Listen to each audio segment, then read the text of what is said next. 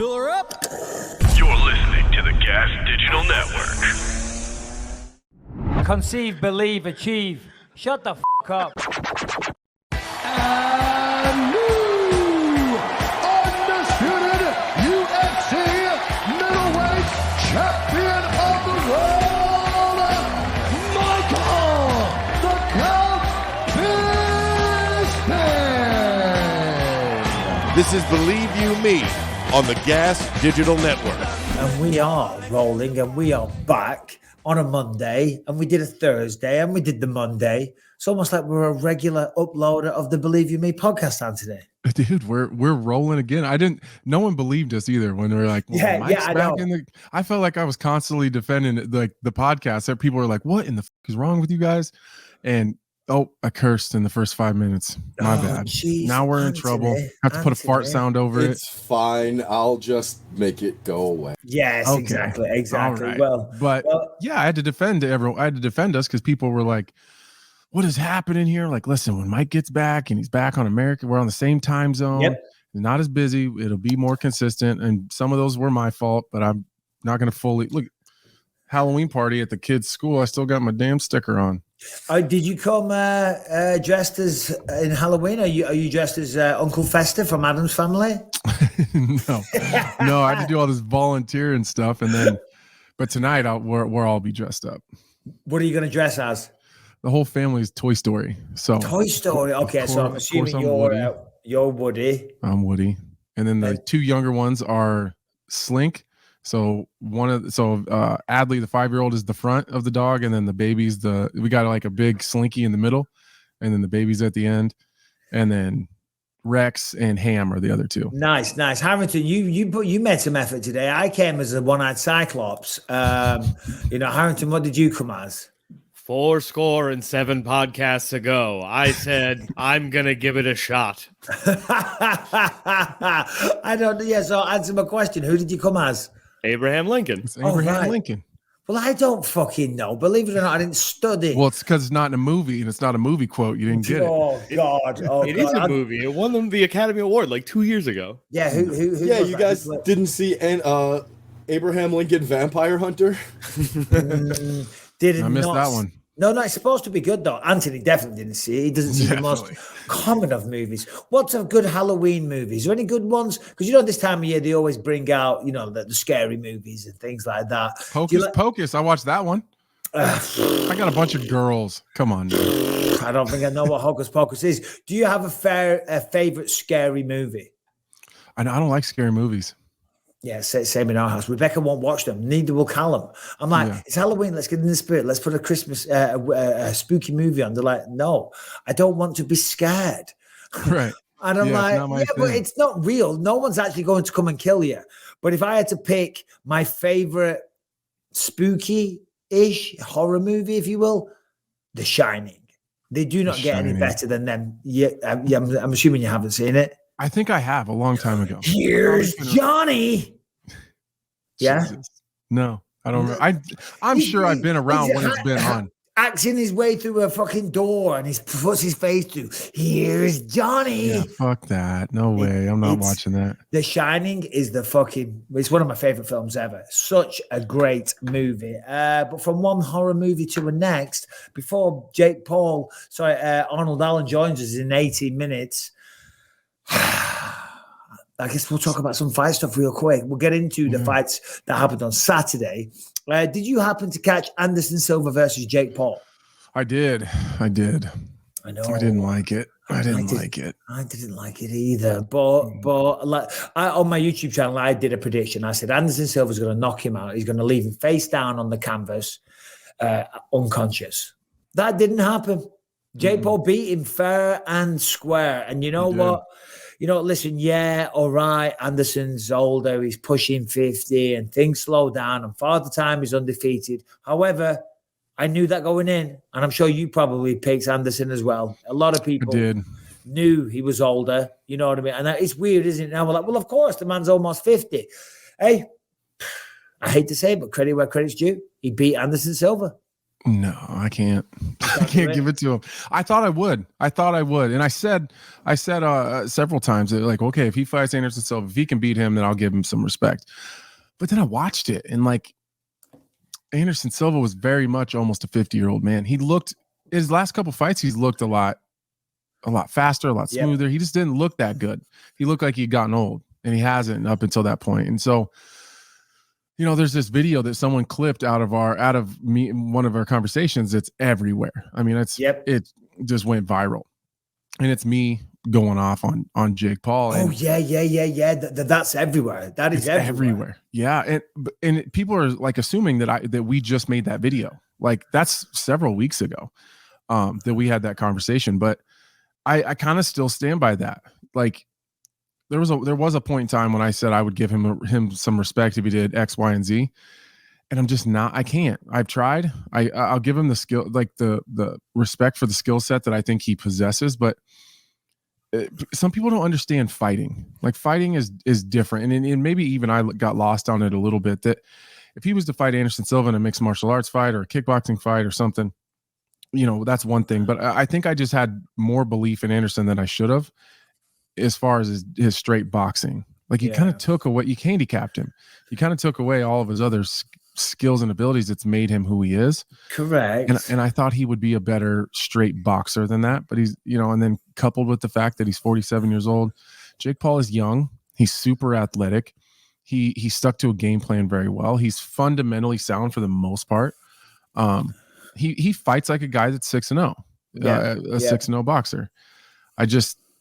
It's gross. I don't like how it feels. But we did know that they would be fighting under a handicapped, limited rule set. We did know this, and people still thought he would beat him. He knocked out Tito Ortiz. He beat Chavez Jr. and all that stuff.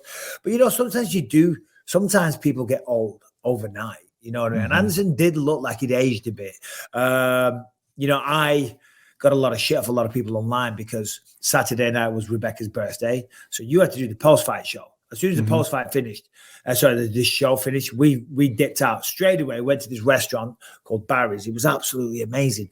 And as we were leaving, we got a picture with the manager because he was very kind to us. He hosted us, showed us an amazing evening. Barry's Prime, I think it's called Barry's Prime, downtown Las Vegas. Unbelievable in the circuit. But anyway, so I posted it up there to say thank you because, you know, they sent over so much.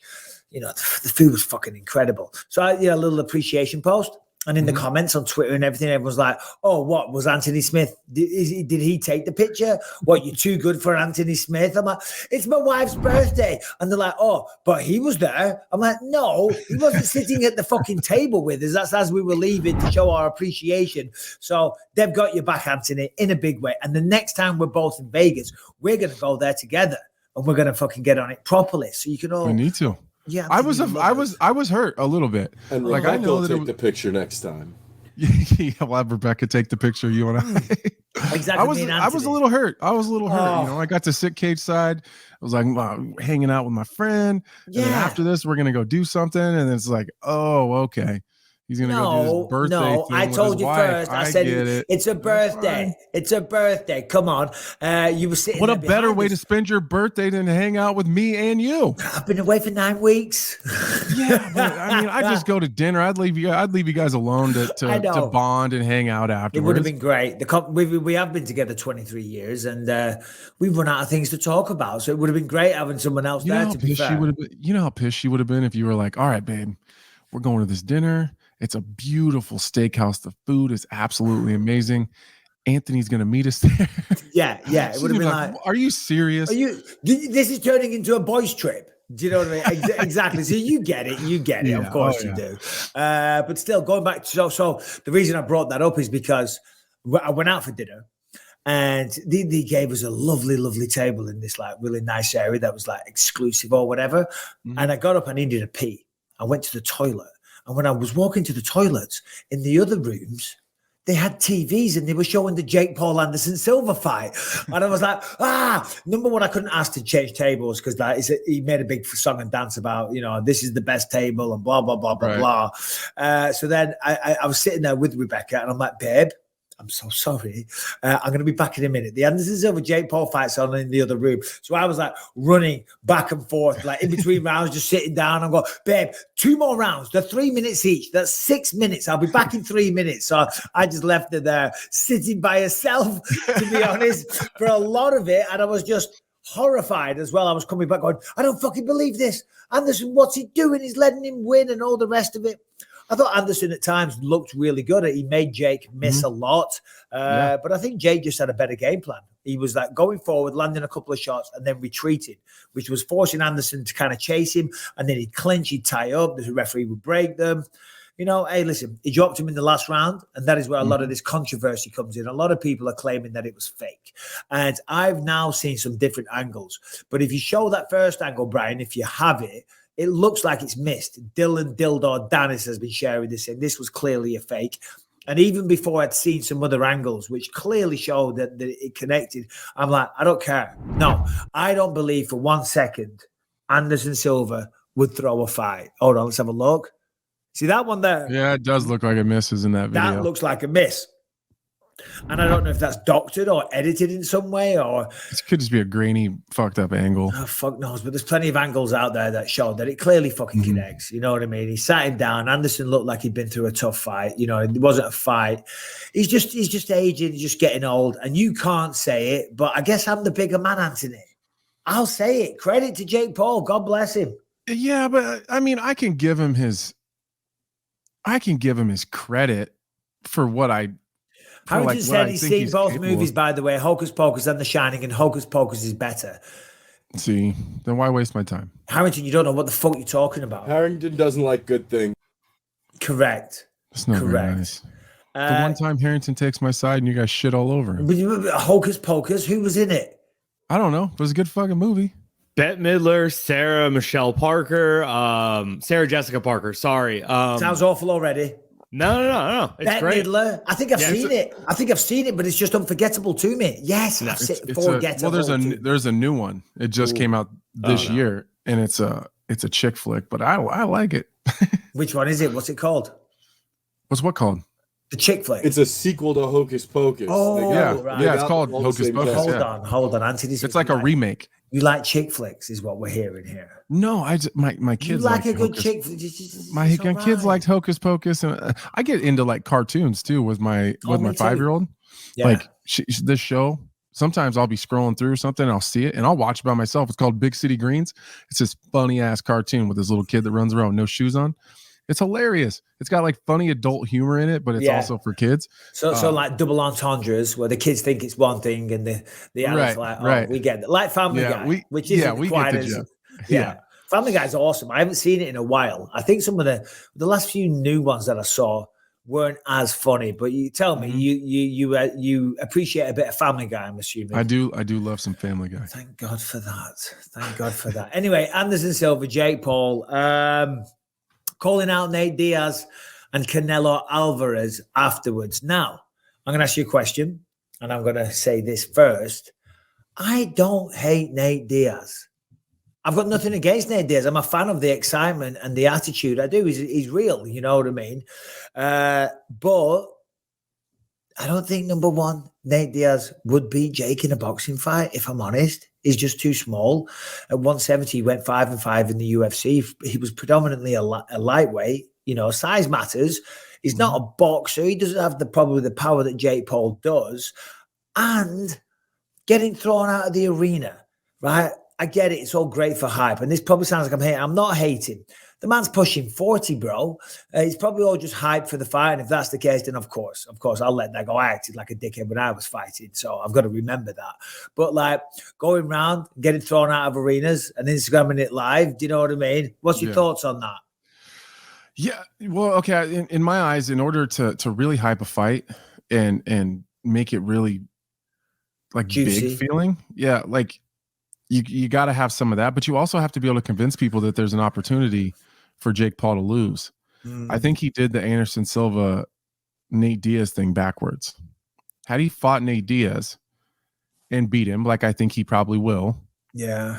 And then gone on to fight Anderson. Like I fought this one, I fought this legend. This is a huge fight. And then he beats him. then I think the Anderson's fight would have been way bigger, because that would have been like, okay, well, now you got to really try to beat somebody good. But I agree with you. I don't think he beats. I think it's some size, some age. Nate Diaz isn't a power puncher. I don't think he hits hard enough to back. Well, he can crack, because he rocked Leon, he rocked McGregor in that first fight. I mean, he can definitely bang, but with bigger gloves on, and just and it's nothing against Nate. Jake's bigger, size matters. That's the reason why there's weight classes. He's not as fast, and he's super hittable. Even in MMA, when there's a lot of other targets, there's leg kicks, there's knees, there's elbows, there's grappling. He gets punched in the face a lot, when that's one small part of what we do. In a game that's only face punching, I suspect he's going to get hit more. And again, I'm not hating on Nate. I think go get your bag, go get your money. I'm all about it. But I don't think it'll be as big as maybe Jake Paul thinks it is. Yeah, I don't know. I mean, Diaz has a lot of very, very passionate followers, but I agree though. I mean, I said it first, I do, but I don't know if that fight will get made. I think, because from what I understand, he's still under an exclusive negotiation period with the UFC, according to some stories that I read online. Mm-hmm. Generally, these reporters, hopefully they do the homework and find out it's all true. And if that's the case, it wouldn't surprise me still if the UFC come back with a pretty astronomical offer to make that third Conor McGregor fight, because everyone wants to see that. So who knows? Maybe he goes back to the UFC. If he doesn't, I wish him all the best, and I hope he gets the Jake Paul fight. I hope he makes a ton of money. But and you're right, the thing at the arena, that is perfect promotion. Because look at Khabib versus McGregor. When McGregor threw the dolly, it's the biggest pay-per-view of all time. 4 I think it was 4 million buys. It was a lot. 4.4, which is fucking astronomical. And of course, the press conferences, McGregor has a massive following. Khabib has that. McGregor's, so exciting. But the footage of him going psycho at the Barclays Arena, throwing the dolly and all the rest of it. Come on. That is the best pre-fight hype ever. So, all right, maybe Diaz was just doing a bit of that. Well, I think some of it's real too. I think he knows it sells the fight, but you're right. Getting in any other aspect of life, getting thrown out of arena when you're almost 40, it's not a good look at all. No, it's not. But I can't pretend that I'm perfect though. At my age, I make mistakes still to this day. To this day, I could probably still get thrown out of arena in the right situation. When was the last time you were almost thrown out of somewhere, or asked to leave, or ejected? It's been some years. Probably a Target or a Walmart. Oh yeah, I remember that. You told us about it. Yeah, the baby when we had the baby with the helmet. Yeah, that was probably when I was last asked to leave. Yeah, I think it's been a while for me, because I'm trying to think of one. Because I'd say it on here. I don't care. Yeah, I'd tell you. Yeah, I would tell you. I do not care. I mean, I've definitely. So like Saturday night, we've got 4 minutes until Arnold joins us. Saturday night, I didn't cause a scene at a restaurant, but I definitely was irate with the server and the manager. Let me see what you think of this. So I drive in Friday night. I get in super late with Rebecca, and we're starving. We haven't eaten. The drive just took forever. Anyway, we find this one restaurant in the casino, and we sit down, and I order a Moscow Mule. Rebecca orders a glass of wine. That's all she drinks. And the woman comes over. She says, we've got 154 types of wine. Which one would you like? I'm like, well, I don't want to look at 154. And I'm far from, a wine connoisseur or a sommelier, to use the correct term. I'm like, well, what's good? And she shows me a quick list. She goes, well, these are the ones by the glass. And the prices were like $17, $22, $19, $15, So I just went, whatever one you like, whatever you like that you think's good, because you work here. All right. So anyway, they bring the wine. They bring the meal. The whole thing was terrible, but her wine was fucking spectacular. She goes, oh, Michael, try that. So I took a sip. I went, drink my Moscow Mule. I said, I'll take a glass of that as well. That was delicious. So she brings me a glass. And then the check comes at the end. How much do you think? And I probably sound like a cheap bastard here, but it ain't the fact of the money. It's the goddamn principle. Arnold Almighty Allen. There he is. Just real quick, Allen, Arnold, on this, I'm just telling a story, and thanks for joining us. I was just telling a story. Friday night, I went to a restaurant. I ordered a glass of wine for my wife. It was very nice, so I ordered one as well. And I said to the woman, I said, just pick a wine out, whichever one you want, whatever's good. And she showed me a list. It was like $15, $17, $19, for the wines. What do you think the wine cost when the bill came? It's in the 20s, wasn't it? Each glass of wine was $98. No way. $98 motherfucking dollars for a glass of wine. And I'm not cheap. Do you know what I mean? But I know when I'm being taken advantage of, you know? So I was like, I said, what the hell is this? $100 for a glass of wine? She goes, well, you just said to get what I like. I said, with respect, I said, you are not drinking $100 a glass of wine. You know, she goes, oh, that's the one I drink all the time. I said, get the manager. And the manager comes over. I'm like, what's going on here? I said, just bring us a nice glass of wine. She brings this one. I said, do you not think that's a bit rich? Do you not think that's taking advantage? I said, I know what's going on here. She's trying to run the tip up. And she went, yeah, well, it does seem a little bit excessive. I said, right. I said, so what are you going to do? I said, it's not about the money. It's the principle. Do you know what I mean? Yeah. She said, I'll knock one glass off. And I went, you know what? Forget it. I'll pay for both because I wanted to just prove that I could afford it. Do you know what I mean? That's where I'm cutting my nose off to spite my face. I could have got one off, but now I'm like, no, I'll pay for them both. And I'll tip 20%, but I'll never be coming back here I'll take again. 2 with me for the walk. Fucking motherfuckers, I should name and shame them, but I won't do it. Arnold Almighty Allen, thank you, sir. Sorry, I wasn't going to start it, but mate, I know it's tired. It's late back in the UK. You just flew home. When did you land? This morning about 6:30. It's all right. Oh shit! Have you had a nap? A little bit. Accidental. Oh shit! I'm good. Anthony, what did you think of his fight on Saturday night?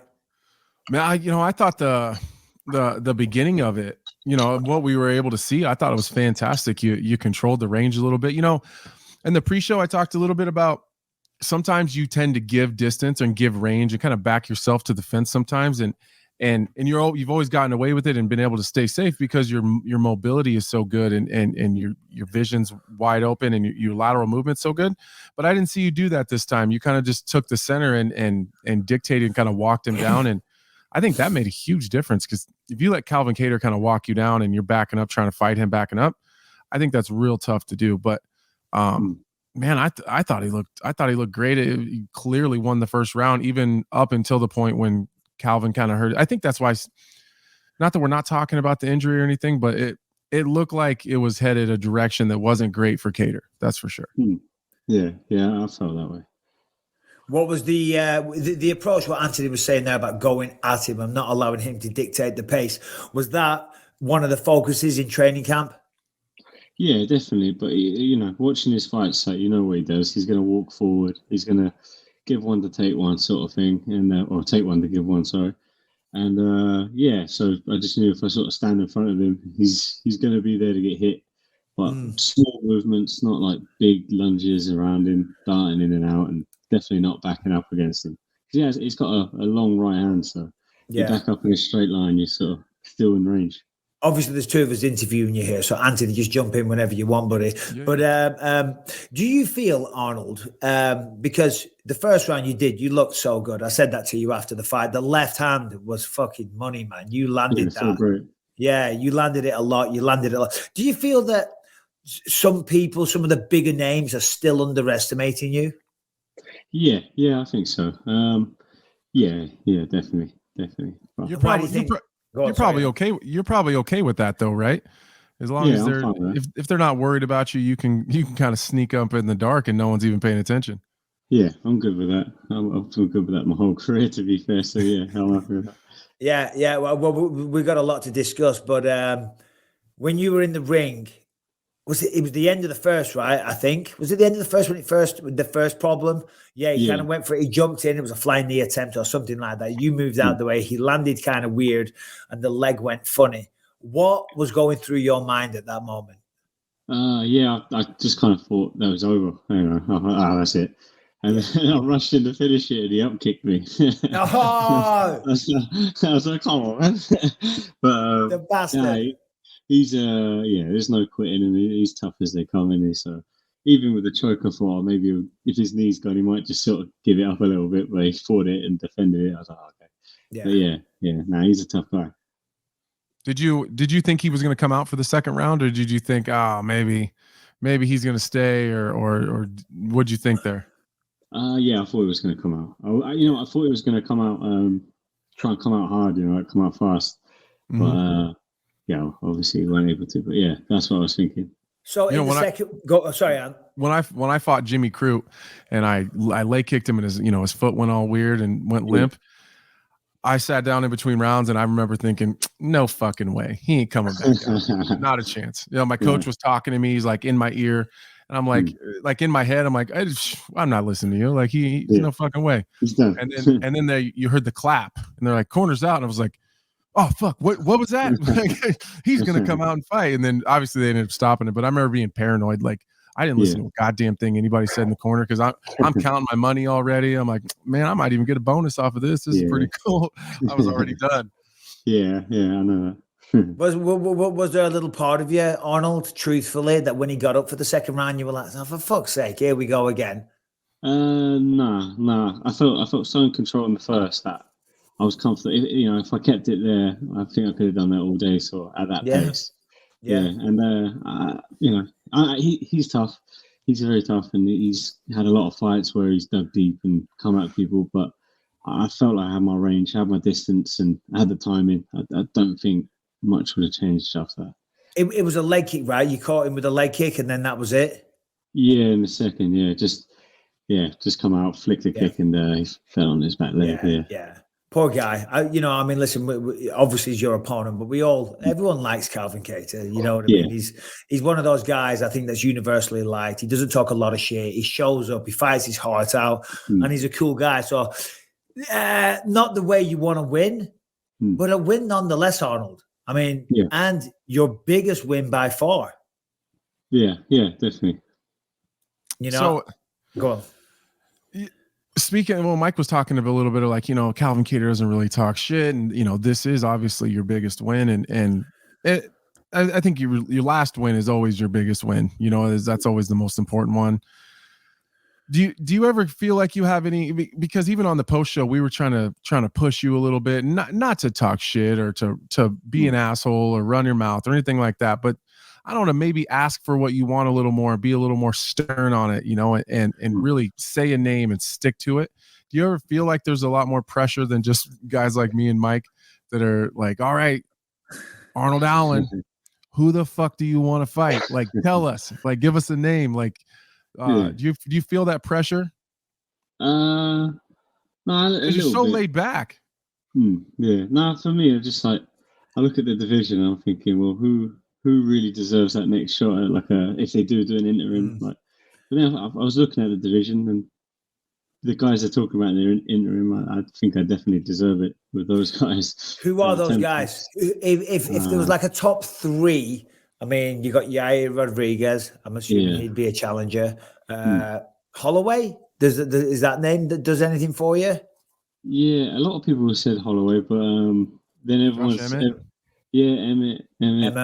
They're the main three guys, really. Emmett, Holloway, and But that's what people were saying. If you put Holloway in an interim and he wins it, and then you put him back for a fourth title fight, it's a tough one. Yeah, you're right. Because that would create kind of a scenario that, I mean, everyone loves Max. I mean, the body of work that he's had, he's a cool guy as well, and we all love Max.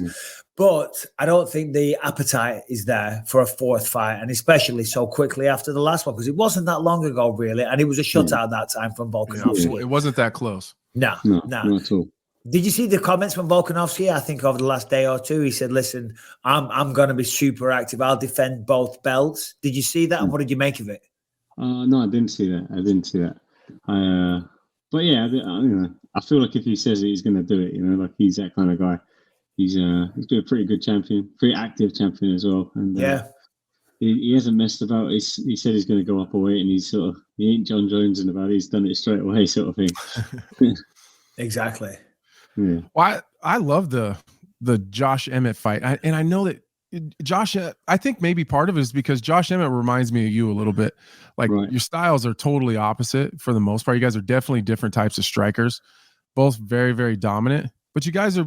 I feel like you both at times get passed over or overlooked because of your really calm, relaxed, polite demeanors.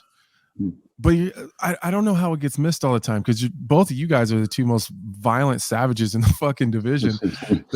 Maybe that's what it is. Maybe guys are like, all right, he's polite, he's quiet, and he's gonna beat the shit out of me. I think I'm gonna pass on that. But I would love to see that fight. Just, I don't know, kind of just for the good guys. You know what I mean? Like it's just two good guys going at it. It's a good fight. Yeah. Do you look at that and think, okay, I imagine if I was at that weight class and Josh Emmett was staring me down the barrel, I don't know if I'd feel that great about it, just because he's that kind of guy. But even like seeing your eyes light up when I said that on Saturday night, like, what do you think about Josh Emmett? Like, that's a fight you want. Yeah, you want to be the best. You want to beat the most dangerous guys in the division, right? That was the thinking with like the Calvin fight. He's one of the top dogs in the division. That's why I wanted the fight. And it's him and Yair, really, isn't it? They're the two guys that everyone's talking about. So both two really dangerous strikers, both really fun fights. So all right, Arnold. A masked intruder kicks his way into your house tonight. Do you live with your girlfriend, your wife?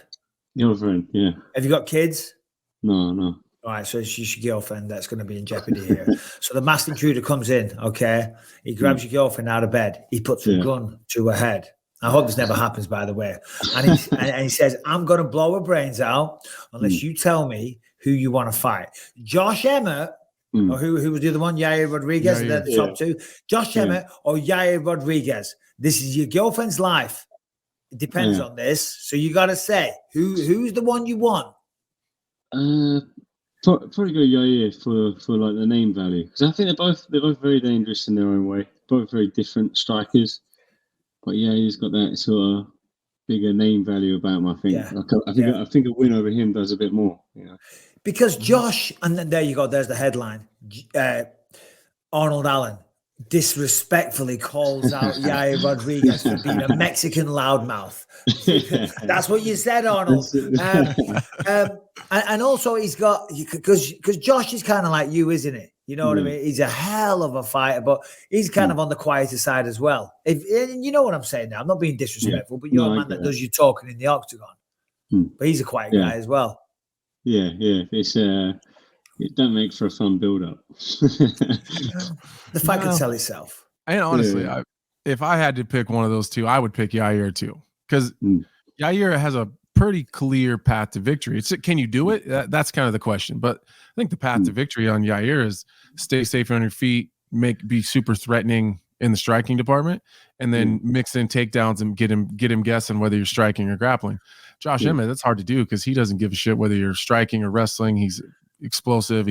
Takedown defense is great. He can wrestle himself. That's a tough one. If I got to pick, I'd probably pick that one. If you were going to dress up for Halloween tonight, Arnold, what would it have been? I didn't expect that question. Yeah, Harrington, just show yourself. What do you think Harrington's dressed as right now? Don't say a fucking weirdo. Is that, what's his face? Jacob Rees-Mogg, isn't it? Oh, Jacob Rees-Mogg, he's a British politician. You guys won't know. But he does wear one of them, though, doesn't he? Abraham Lincoln. Harrington, have you got any questions for Arnold Allen? His guess is as good as mine. No, I mean, you are really just 100% putting me on the spot here. I am absolutely fascinated listening to you because everything is so just matter of fact, right? Like there's no questioning anything, at least in your mind. And like, I think that is the personality that shines through the most. So you've asked every single question about who he could possibly fight next. I'm just absolutely stalling to think of anything. No, well, I've got a good one. Who wins? Yeah, I got a good one too. I've got about 5 more. I've got loads of questions, Harrington. I was just being polite because we brought you on to laugh at you, to mock at you, but it's all comes from a place of love before you all start in the fucking comments. I was giving you the opportunity. Alex is going, you stay on. Arnold, Volkanovski, Islam Makhachev. Who wins? I think Makhachev. But I think he'll make a good account of himself, Volkanovski. I don't think he'll get outclassed. I think he'll should make a good showing, you know, like it'll be a decision or something like that. He poses a lot of threats, Volkanovski. He moves very well. He's shorter, so it's like hard to shoot in on him. He's very good at getting up off his back. Yeah, there's a lot of things he does well that'll trouble Makhachev. Just I think when Makhachev gets hold of him, it'll be a bit of a problem. So how does he deal with that strength, that size, and that grappling? Yeah, that'll be tough. I agree with you though. I don't think he's not gonna get smoked. I don't think it'll be, it won't be a one-way traffic the whole time. I got a good one though. I wanted to ask this on Saturday when we had you at the desk, but what the hell do you do for fun? Because obviously he spotted a cake that we had hiding behind the desk, and his eyes just lit up. So I was like, all right, Arnold Allen likes food. And you mentioned off-roading or something like that. If you're not in camp and you're not 100% focused on whatever guy is next, you get a little bit of time to yourself. What do you and your girlfriend or you and your friends do to hang out? Do you like have a couple beers? Are you a video game guy? What do you do? Yeah, I don't really drink, but off-roading. I love doing my Land Rover off-road. I've got a mountain bike as well, so we go mountain biking, but I keep it a little bit tame because I've had a few crashes and you get fucked up pretty bad. No, I'm sure. What did you do in Vegas on Sunday? Did you manage to get out and see anything? Did you go to a nice restaurant? You do anything fun? We went to a Halloween party somewhere, some mansion. Like there was some mansion. Look at Arnold Allen. He's winning these main events. He's going off to parties at the Playboy mansion.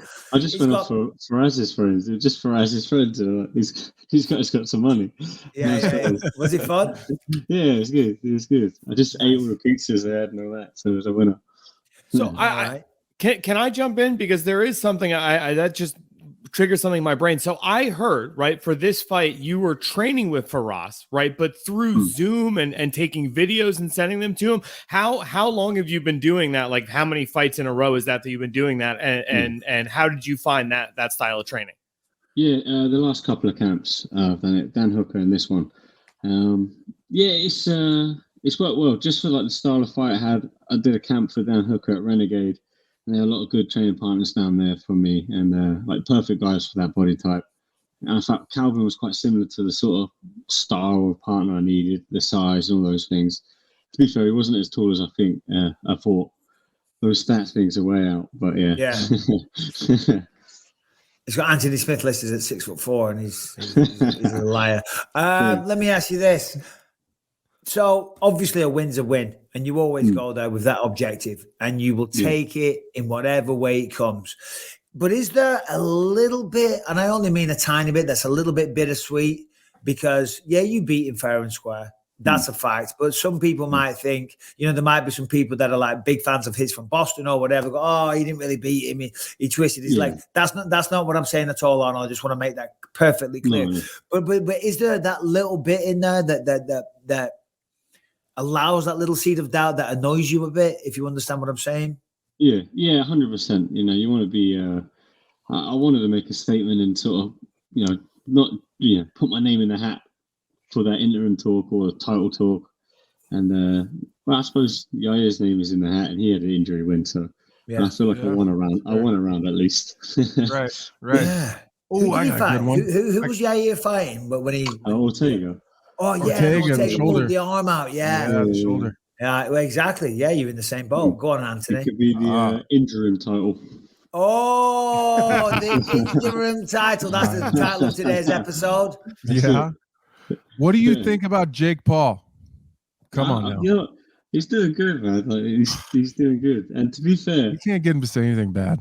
I don't want to see him box Nate Diaz because I think he beats him. I think he beats him well. Yeah, that's what me and Michael said. We just said the same thing. And again, you got to be careful because Nate Diaz is such a loyal fan base that if you say things like that, they come after you and think that you're fucking being a hater and all the rest of it.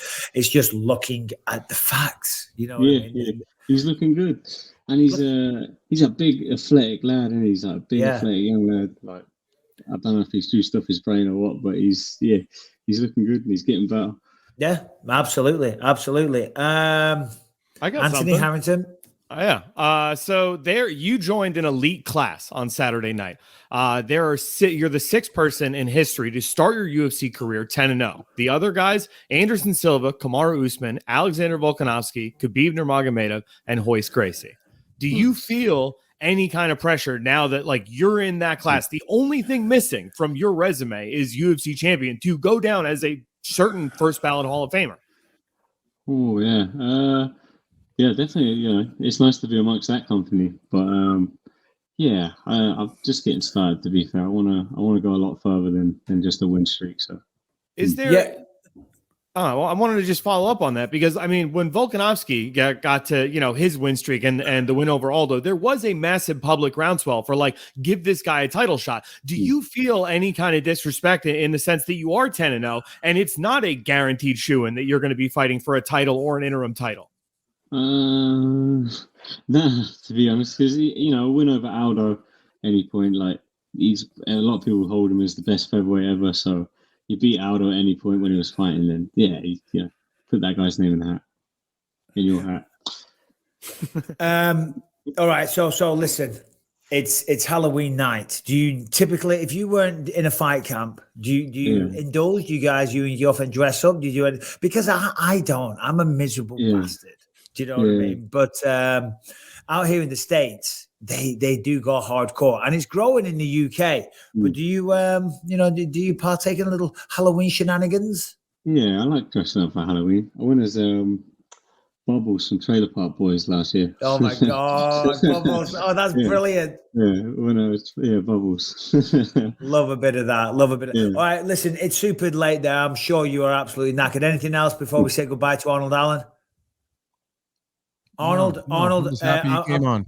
I'm such a fan of what you're doing, man. Honestly, as I told you Saturday night, and I mean it, you are killing the game. You're undefeated in the UFC. The run that you were on is sensational. It really is, and I'm glad that you got the main event spot because you've been flying under the radar too long. Big win against Hooker. Now in the main event, beating Calvin Kattar. It's only big things going forward, my friend. And, listen, I can't wait to watch how the rest of your career unfolds. Thanks for joining us, and we'll talk again soon.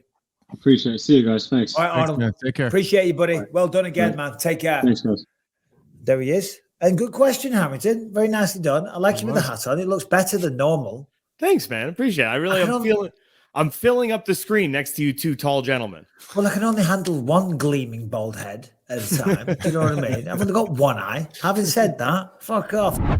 All right, let's just talk about Joy Mode real quick. Listen, Joy Mode, it's here to save the day. So whether you're happy or unhappy with your performance in the bedroom, why not, have an improvement? And that is what Joy Mode is offering. Joy Mode's sexual performance booster is kind of like a pre-workout, but for sex. All right, listen, you can go to the gas station, take something, that you don't know what's in there and that's going to have nasty side effects. You're going to have a boner for about 4 hours, or you can use Joy Mode. I mean, wouldn't you rather take a supplement designed to spice things up naturally rather than use a prescription drug that can have harmful effects down the road? You'll go to great lengths to biohack your way to a better mental and physical performance. But what about the bedroom? Joy Mode's natural and science-backed sexual wellness product for men. Their sexual performance booster is like a pre-workout, but for sex. The sexual performance booster is designed to support erection quality and firmness and sex drive. It contains clinically supported doses of L-citrulline, arginine, yohimbine, and vitamin C. And it was created with best-in-class scientists and biochemists, PhDs. Look, listen, a lot of big words there, a lot of science.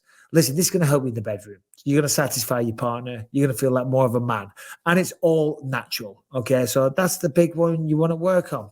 So if you want to spice things up in your bedroom and boost your sexual performance, do it in the natural way without nasty prescription drugs. Go to usejoymode.com/believe. Or just enter Believe at checkout. You're going to get 20% off your first order. That is usejoymode.com/believe for 20% off your order. But don't thank me.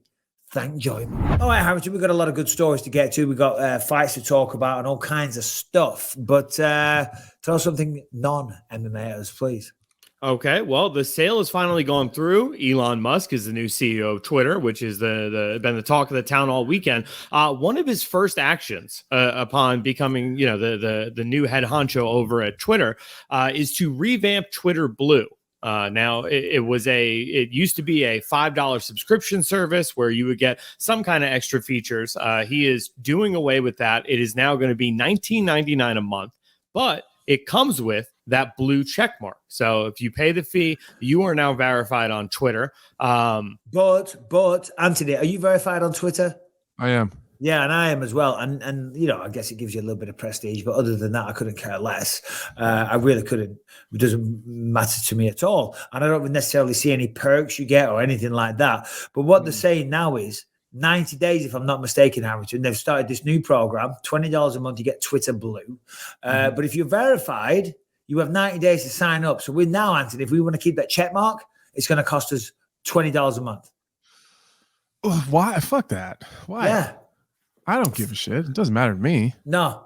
So the check mark matters to the check mark matters to everybody else. I don't care about the blue check mark. It's Twitter at the time wanted everyone to know who it's verified because we're either public figures or accounts that people are going to try to duplicate and pretend to be us. But like, I don't give a shit. It doesn't matter to me. That's actually a really good point. So in many ways, us being verified helps Twitter because followers will follow that person because they know they are getting the authentic source. It's who they actually want to follow. But now they're going to charge us for that pleasure. I watched a little news report this morning. It says that apparently Twitter is losing money, and it has been for a while. Elon Musk went in and he bought it for $44 billion. And apparently now, you know, they're going to bring back all the elements of free speech and things like that. And I'm sure Brian's got something to say in a second. But I was seeing hordes and hordes of celebrities now coming out saying, well, that's it. I'm leaving. I'm deleting my account. I don't want all the hate. I don't want everyone coming back and talking shit. Number one, they're pussies and they need to man up because free speech should be applauded and allowed. Do you know what I mean? If someone's a dickhead, they're a dickhead. You can just block them. Simple as that. Mute them, whatever you gotta do. But if Elon Musk wants to pay $44 billion for a business that is already losing money, and apparently according to this business review, he needs to now make up $1 billion a year for the next foreseeable few years to like turn it, you know, into a profit. So these are the type of schemes that he's doing.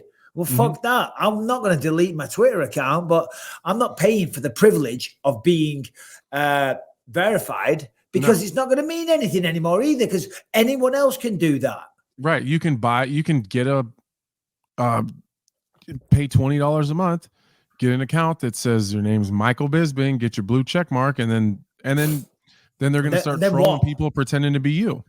But it doesn't hurt you. That's the thing. Like those people are going to be trying. There's people that scam and pretend to be you and try to get shit off of your name, but it doesn't hurt you. It hurts the other people.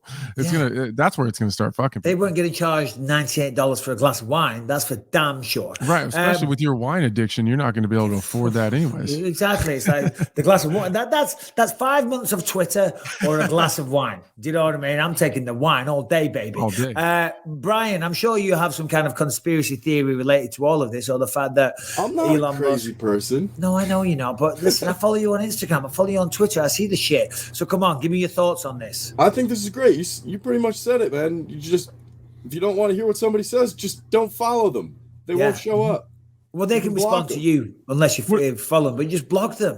What do you think of this blue checkmark thing with people being able to buy them? Well, I'm pretty sure there's some sort of ID verification as well. So it's not just like I could buy a blue check mark to say that I'm Anthony Smith or Mike Bisping. Yeah. You know, exactly. So it's like, it's the same thing. They're just trying to make up money. I get it. It's just a huge propaganda tool that's just been sucking money out of people's pockets for years now. So yeah.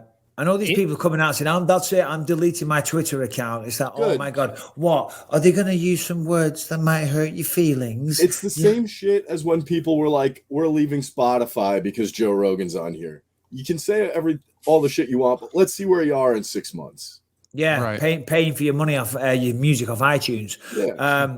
You know, I mean, listen, all these people leaving because they're going to say bad words and things like that. As I say, you just block them. I'm repeating myself. But it's as they say, sticks and stones may break my bones. Do you know what I mean? All right, granted, I guess in this modern day and age where mental health has such a focus on there, but unless you're out there being a dickhead, I don't think you're going to attract too much hate in the first place. And at any time, you can just block. Anthony, do you block people? Because Lewis, dude, Lewis, he would never, ever block anyone. And I know a few people like that. They wear it as a badge of honor. If I get one little hint of dickhead qualities, bing, block, you're gone. I'll block you so goddamn fast. Yeah. Like you just the slight annoyance in something you say to me, and I will block the shit. My blocked list it's hundreds of people probably. What is there? 7 billion people on the planet. I don't want to talk to all of them. And if these random start interacting with me on Twitter and you're a bit of a dickhead, you're exuding the qualities of a dickhead, then you're going to get treated like one. And I would not talk to you in public. I don't have that choice. Or in the Twitterverse, I just block. See you later. Right. And I don't mute. I've never used the mute button where you can where you don't block them, but you just don't see their shit. No, I go straight to the jugular. Straight to the block. Especially when they say something that hurts you. You know what I mean? Oh, you bastard. It's happening a lot today. I was block. What's the most offensive thing someone said to you on Twitter on today?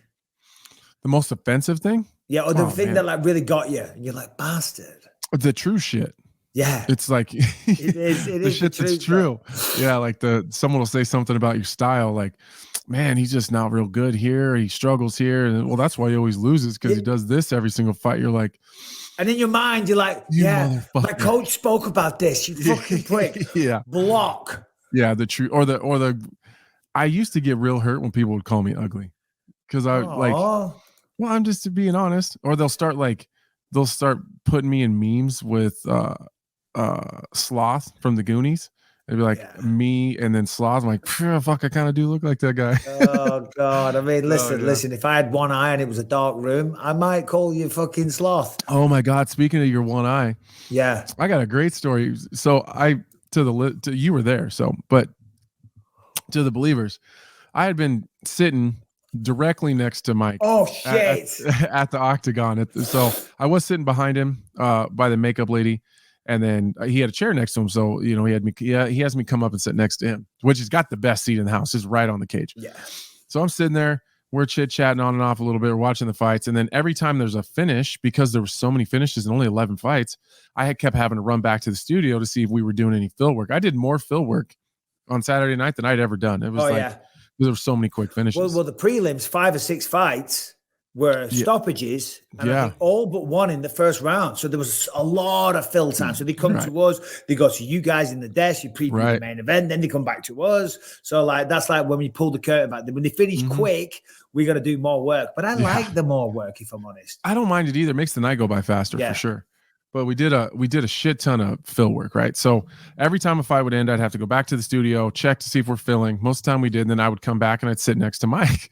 Well, whatever fight it was already going on. I just want to preface it with this. He came and sat down. I'm doing my job. I've got my eyes forward, and he never alerted me to his presence. He didn't let me know he was there.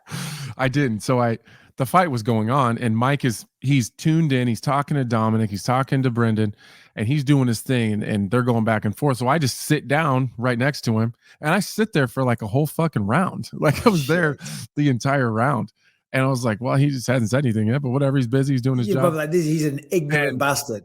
And I guarantee he doesn't even come to the restaurant, invite me to the restaurant later either.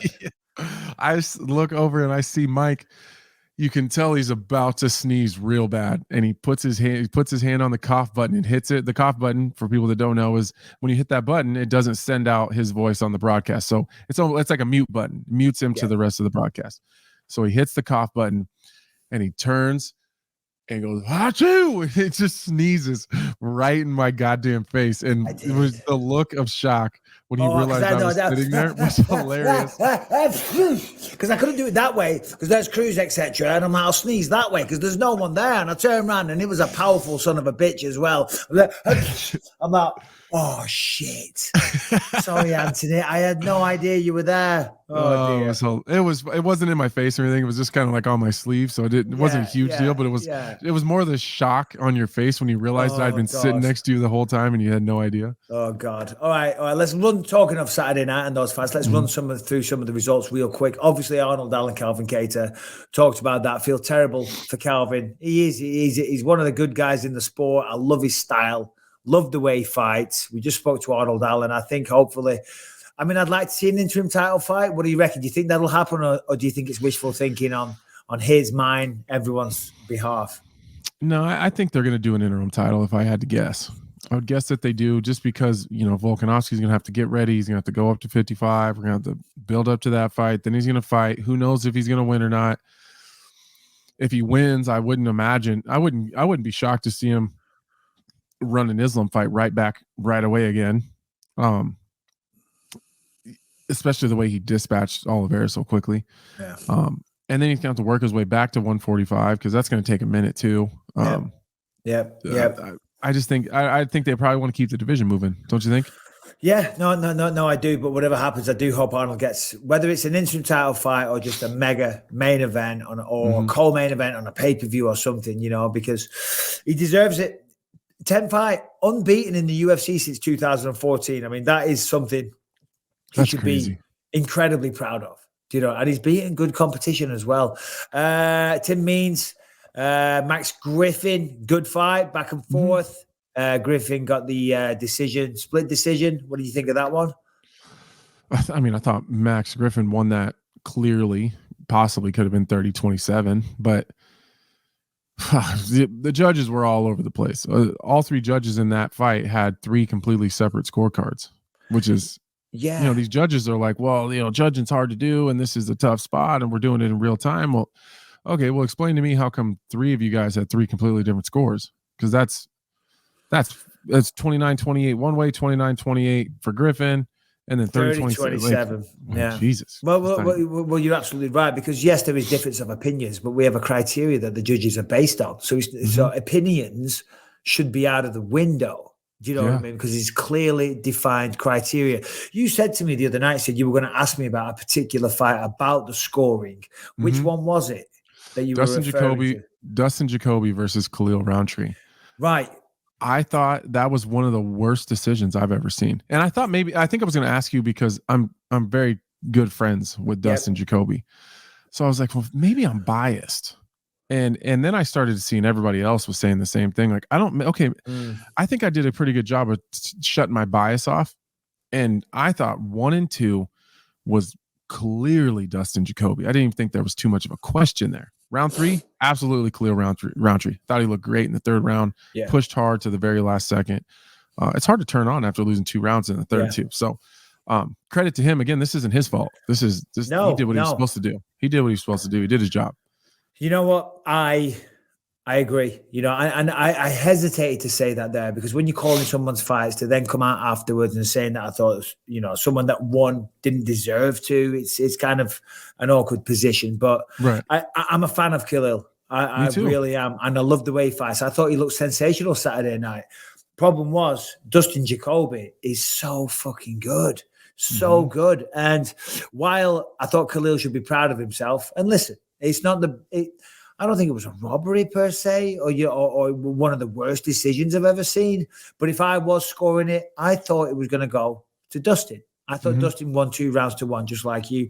I thought Khalil showed a lot of guts to come out in the third round and push the pace the way he did. And I thought he had a great third round. But I thought Dustin got it, and a lot of people thought so as well. I got a lot of text messages when I was commentating, people saying, well, what the fuck? And I'm like, yeah, it's nothing to do with me, bro. But I will also say this, that when I'm watching the fights, I'm not really in a position to judge it, because I'm not looking at it from that angle. I'm trying to look at them. I'm trying to see patterns that they're doing. I've seen things that they're not doing. So my brain's working in a different way. So is mine. Like I'm looking at what I'm going to talk about on the post show. Like, why is this working for him? Why is this not working for him? Where did he make an adjustment? Where did this change?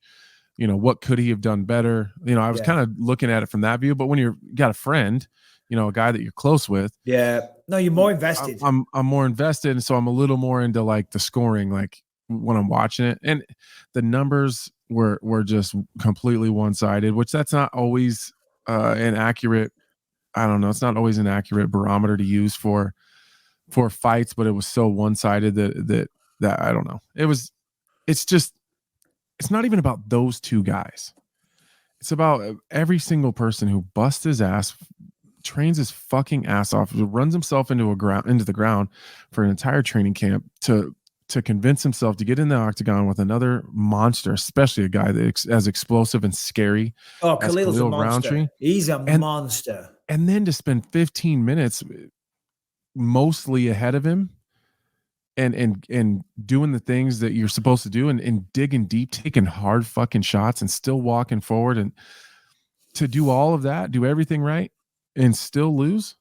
That's fucking terrible. Then you lose half your money. He was on a 9-fight unbeaten streak. We're talking about win streaks. 9 fights unbeaten. I've never been on 9 fights. I've never been on 8-fight win streak in the UFC. No, me neither. 5. And I fought was the for longest a title. I got to in the UFC. Yeah, and you were a champion for a while. Like neither one of us have done that. 5, so like, yeah. I mean, you know, I had a lot of 4s and stuff like that. A lot of 3s and 4s. You know, and I got robbed of a decision here and there. You know, but you're absolutely right. I mean, that's why I want to see the judges get better, because the sacrifice that those guys, you know, the men and women. I mean, I don't need to tell you. This is for the believers. You know, you sacrifice so much, and you go out there and you fight your ass off, and you risk injury and putting your life on the line. You don't really do that, but you put your health on the line for damn sure. And ultimately, I guess you could be putting your life on the line. I hate to say it, but I'm assuming one day we might see that, because it's a game of numbers. You know what I mean? So I guess in a way you are putting your life on the line to a certain degree. And then to go through that, and then for the judges to take that away from you, because all we care, the money's great, and it is the final twist of the knife when you don't get your win bonus. But we go there with one objective. Yeah, the money's fantastic, but to fucking win as proud fighters, warriors, whatever term you want to use, we go there to fucking win, and it affects your pride. You know, that's one of the hardest things. And that was when I went and met up with Dustin afterwards and just had a conversation with him, and he was just crushed, dude. Like, was he? He was crushed. You know, he's worked. This is a guy who'd been cut from the UFC at one point. Like, then to battle back through all the bullshit that he had to go through. It's not like he had a good time on the regional scene either. He struggled on the regional scene. And then to come back and kind of switch it all up, go 9 fights unbeaten, 8 wins. That's crazy. And then to lose it all on and to know that you did enough to probably win. Like, well, I don't think his stock will go down. You know. No, and I tried to tell him that too. I'm like, everyone thinks some pretty big people in the UFC messaged me and thought that he won as well. So, you know, that shall remain nameless. But, you know, do the math. And that's all that matters. Yeah. No, it is. It is. Sadly, decisions go against you, but as long as you get the recognition from the people that run the promotion, then, because like, what was it? Was it Jose Aldo and what was he called? I won a title shot. That's it. The bald-head Marlon Moraes. Marlon Moraes. Yeah. Marlon Moraes. Remember, Marlon beat him, but Dana and then they out. gave the title shot to Jose Aldo. They gave Jose Aldo the title shot afterwards, because Dana was like, there's no fucking way that Aldo didn't win that fight. So he was like, I don't give a fuck. I'm giving him the title fight anyway. You know, so shout out Dustin. I like that guy. I like talking to him. I love watching him fight. We're going to get him on the show. So I'll leave that one to you, Anthony. I'll get him. Best finish of the night. I don't know if you have the list in front of you there, but I'm looking at them here. Oh, we're going to talk about this one, Roman Dolidze. It was like the night. That's the best finish of the night. That's what I was going to say. Well, the fucking the circumstances as well. I mean, Phil Hawes. If anyone doesn't know who Phil Hawes is, that man has so much potential. I mean, his boxing is crisp. He can wrestle like a mother effer. He is confident. He's fast. He's explosive. He's got a great future, and he was looking great. He was looking really, really good. Dolidze took him down, went for a heel hook, and it was horrible to watch. Oh, it was awful. Well, he went from like hard right hand, takedown, guard, armbar. Like he chained a bunch of shit together really fast. Man, that nasty leg lock kind of weird situation. But I think he hurt Phil Hawes from the with the elbows from the bottom. Yep. I think he was hurt bad. And then found himself in some weird ass leg lock. And then I thought it was getting stopped, but then it wasn't stopped. And then, I mean, you know how it is. You did enough prep on Phil. His primary defense is his footwork. I mean, he gets out of the way more than he covers or slips or rolls. He's just gone when the punches come. You know, you kind of bang a knee up and end up kind of compromised, and you can't do that. And he was a sit and duck. You know, it was pretty clear for a significant amount of time before the knockout that he was going to get knocked out. And with those punches that he landed against the fence, I mean, listen, you feel for Phil, because I do. You feel for Phil, you know, because he was, what's the word I'm looking for? he was injured. You know, he's compromised for sure. Compromised. There you go. Thank you very much. He was very much compromised in terms of movement. He was kind of on one leg, to be honest. And hey, that's the game. Dillishaw, they were heavy shots. Oh, and it's your fault too. It's my fault. I know. Do we have the video of that, Brian, by any chance? He puts him out! God! Another highlight reel finish for Roman Dolidze. Thank you. What did you say about him to begin with? So I don't remember the exact comments, but one of his, because obviously now that's 2 fights in a row where he's finished by a stoppage, and he's looked really, really exciting, and he's coming out of his shell, and you know he's talking more and things like that. But in one of his fights, he dominated the guy. I forget which one it was now. He was truly dominating the guy, out grappling him, out hustling him, just controlling him. He could have done whatever he wanted. And if I remember rightly, I was just saying, listen, this is a great display of dominance, but you got to try and make it exciting. You got to go for the finish. You've got to give the people some excitement, you know, because he's clearly in a position where he can afford to take some risks. You know what I mean? Because if he loses position, he's been getting it back anytime he fucking wants it. So anyway, apparently that struck a chord in him, because he came up to me straight away in the ring, in the octagon. He's like, I did this for you. No, this was because of you. I was sitting right next to you. So like me being a total narcissist. I'm like, whoa, save it. Say it on the microphone. Make your stunning performance all about me for the world to see.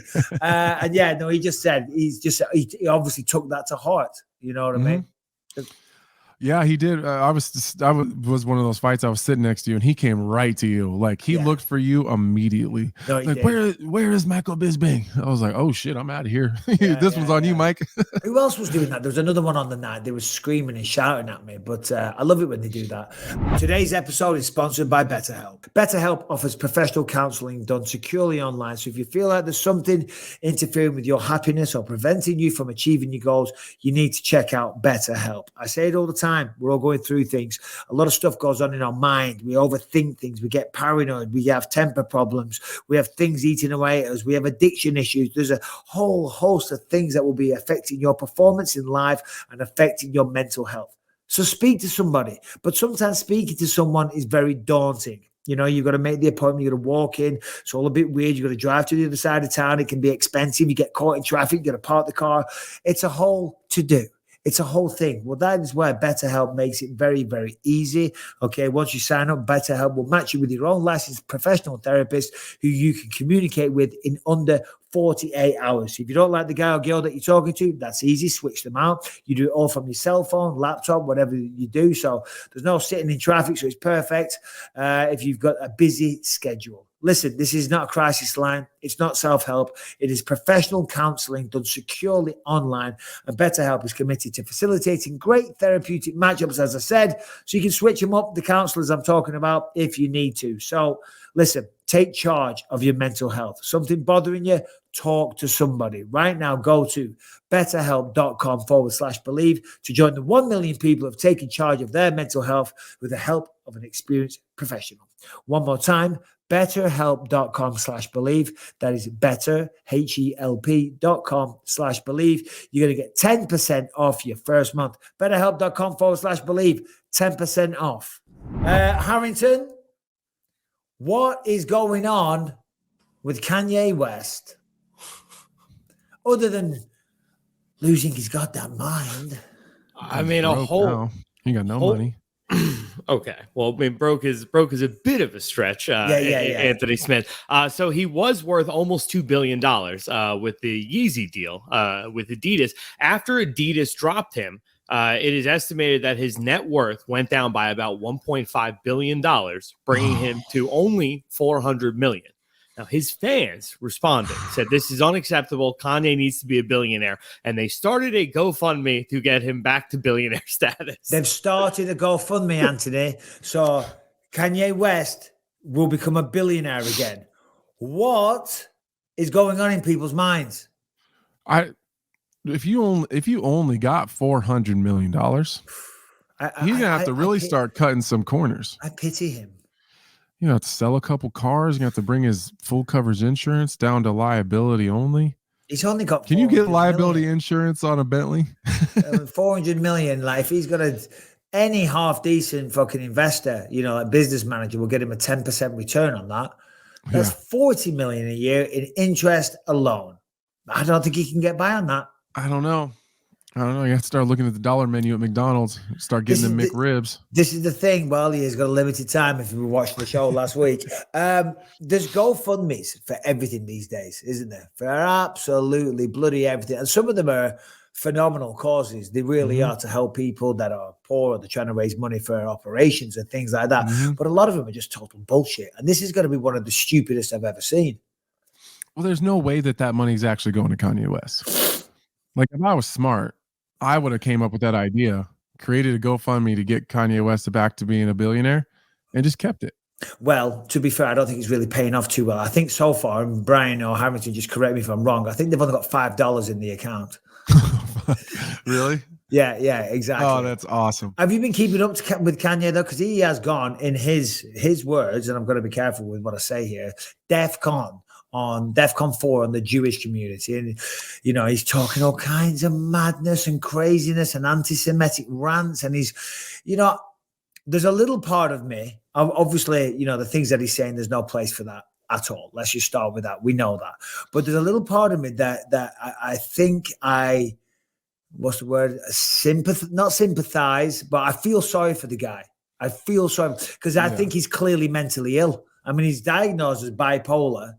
And I think he's having some kind of mental breakdown. I mean, I'm not I know nothing about that. I'm not a mental health expert, but he looks like he's going, he's acting fucking crazy. And he's going on all these talk shows and doing these interviews. And to a certain degree, I think, and who knows, if I'm wrong, then fuck him, because the stuff he's saying, there's no place for racism or anything like that in this world. We know that. No, don't even need to fucking say that. But if he is going through an episode, they're just getting him on all these shows because they know he's going to be explosive. Then, as I say, a little part of me, if that is the case, does pity him a little bit. Oh, I think get him on more shows. Like, get more. Get him on this. Seriously. No, seriously. Fuck it. What am I saying? Get him on here. No, the more evidence that there is out there of his craziness, the better it is for him if that's the case, if that's what's going on. Like Britney Spears. She was hung up in this conservatorship. Is that how you say it? Yep. Conservatorship? Yeah. For a long time. And everyone was like, free Britney, free Britney, free Britney. And then she finally gets out of it. And then you follow her on social media and you're like, God damn, this chick is fucking crazy. Maybe there's a reason. I'm not saying people need to be held hostage and their money kept from them and told what to do. I'm not saying any of that is okay. But everyone was making it seem like this totally rational, normal, average human being is being held captive against her will for no reason. And then the handcuffs and the reins are off. And you're like, oh shit, Britney Spears is fucking crazy. Yeah, no, she definitely had. I feel like it's probably better for Kanye West if there's been people around him that are hiding and covering for him and not letting the world see kind of what state his mental stability really is. It's not doing him any good. If it gets out there and everyone sees it and they're like, oh shit, Kanye West That's an interesting point. Kanye West is absolutely insane. He needs help. He needs people that can support him. He needs people to help him get to where he needs to be a healthier person. If no one sees it, that's never going to happen. And that's coming from a guy that's married into a family that's got some mental health issues. And the more you hide it, the worse it gets. You just once it's out there, it seems to work a lot better. You know what I mean? Like when nobody's hiding it, and with my wife's brother, when it's just out there and everyone knows about it, okay, how do we fix this now? All right, we got to do this, and this, and then there's no problem, not no problems, but it's a much smoother transition.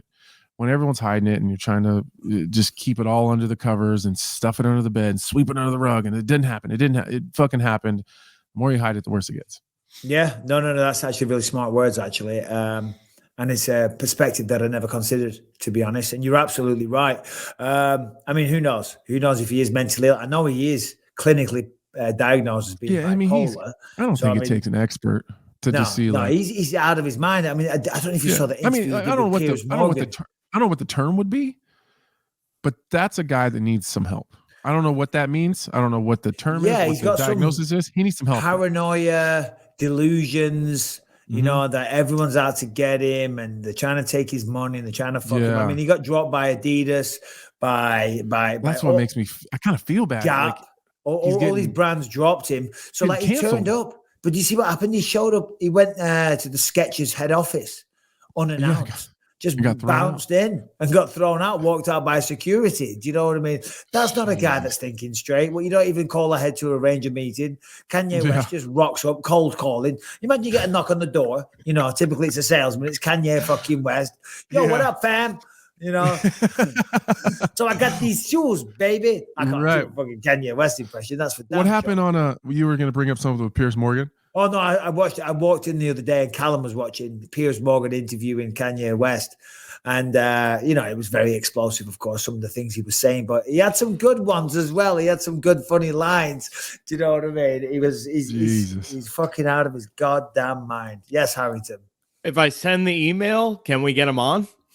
Yes.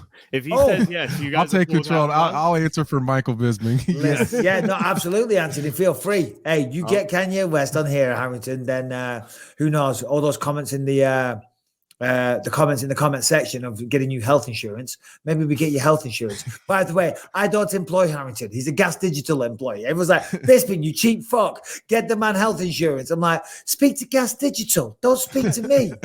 This is not a job. Just want to make that very clear. This is not a job. I'm having fun.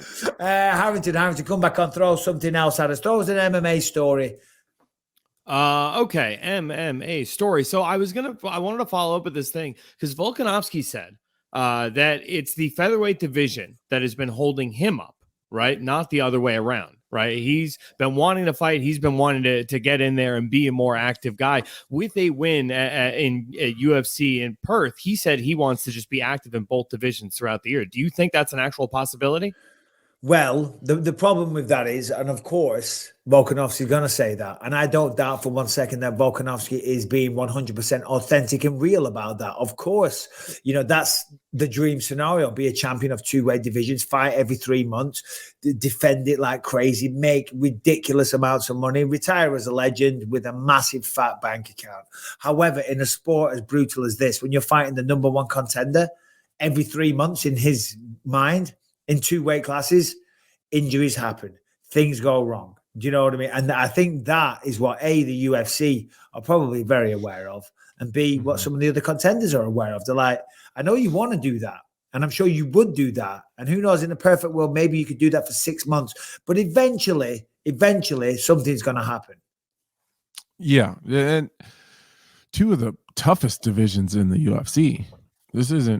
These aren't like divisions where he's just running through the entire thing. There's a lot of good guys coming up at 45. Like at 45, you got Arnold Allen, Josh Emmett, and Yair Rodriguez, and then Max Holloway floating around in there like a ghost or some Tales from the Crypt. Like that's 4 monsters that are tough fights. And then at 55, a lot of those guys are coming off of losses, but Gaethje, Poirier, Charles Oliveira. I mean, there's some tough guys there too. Like that's a bunch of killers. And you never know. Charles Oliveira might go back down to 145. I don't think he should, but if he loses again, he might go down to 145. Yeah. And as you said, the ghost of Max Holloway floating around, haunting the division. You know what I mean? I feel for Max because that's best case for Volkanovski is that Max Holloway just keeps picking off the contenders. They can almost do it as a team. He'll defend his title, and Max will keep beating the next top guy. Switching gears, Darren Till is back in action against, how do you say it? Dricus Duplessis? Duplessis. He's from South Africa. Duplessis. That guy's got a crazy style. Did he got a crazy style? Can't do a South African. I don't know what that is. Never mind, he's got a crazy style. Darren Till, Brian, cue the tape, cue the slide. Is joining me in the Crazy Eye Club. Did you see this? Yes. What the hell happened? Look at this. Look at that. Zoom in on that, Brian, if you can. No, don't do it. Like, what does that look like? Shit growing on it.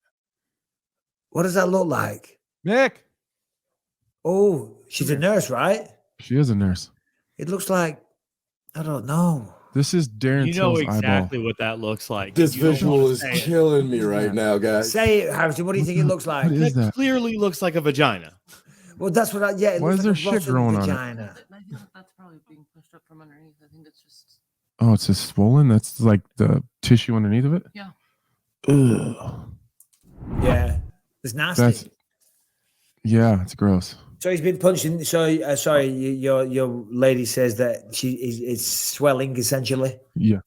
Yeah. So what do you need? I know. I'll be just grab one. Not going to be much longer. We're going to get you after your Halloween festivities. How long we got? 5 minutes. 5 minutes, and you got to go. Shit, Yeah. flow. You're going to leave me with Harry Toto. I know. God, my God, Yeah. what are you dressing up as again? Woody from Toy Story. Oh, that's right. Yeah. Right, do me a favor. We'll take you off, right? Yeah. I'm going to continue the show because we've got a few more points and we've got some questions. Okay. You got to swing back in the Woody costume just for a second. Well, you're not going to be on for that much longer. Well, how long does it take you to dress up as Woody? Well, we gotta get the kids ready, and I gotta get dressed, and she's gotta go. Fair enough. All right, she just said we'll send pictures. There we go. Yeah. Text it through to Harrington. Here, you gotta get in here so they can see you. Hi. Come on. Get in here. Look, there I I still am. can't see you. Hello, how are you? I'm good. How are you? Very well. So you're excited to go out trick-or-treating with the kids? Yes. It's And my favorite holiday. Yeah. Oh, it's your favorite holiday. Americans love Halloween. You get candy. Yeah. I'm such a miserable bastard because my youngest, Lucas, he's actually out in Colorado right now. He's gone to his old best friends so they can have Halloween together. So we've got no young kids here. And tonight's going to annoy the shit out of me because I'm Are you not passing out candy? My wife will. Do you know what I mean? I'll be sitting there going, fuck off. Stop knocking on the door. I'll be like, turn the lights out, pretend there's no one home. You know what I mean? You're that grumpy old man. Yeah. We've got no kids here. We've got the house dressed up, but there's not a pumpkin inside. How many pumpkins? Anthony says you got deep on the pumpkins. Carved or not carved? Carved to start. 5. Uncarved. 177. A lot. A shit ton. There's a shit ton. Well, I guess then, Anthony, we'll let you go, mate. You go and enjoy it with the family. I appreciate Hi, it. happy Halloween. Lovely to see you again. Happy Halloween indeed. And I'm kidding. I love Halloween. It's my favorite, bro. Anthony, get the hell out of here. She said, oh my God, it's hot. I'm sweating. I made her all nervous. It is hot. It is hot. It is. All right. My brother. Yeah. It was good doing this again. We're getting consistent. I love everybody. Thanks for, I guess got to bring it up again. Mike left me hanging on the birthday dinner. I'll forgive him this time, but if it happens again. When are you next in Vegas? 11/19? Say yes. Yes. Oh, right. Yep, Boom. I'm there. Baby. There it is. Friday night. Perfect. Friday night. Dinner and drinks. Let's do it. 100%. All right. See you guys. All right, get out of here, buddy. I'll leave I'm you to out of it. here. Peace. Thank you very much. Harrison.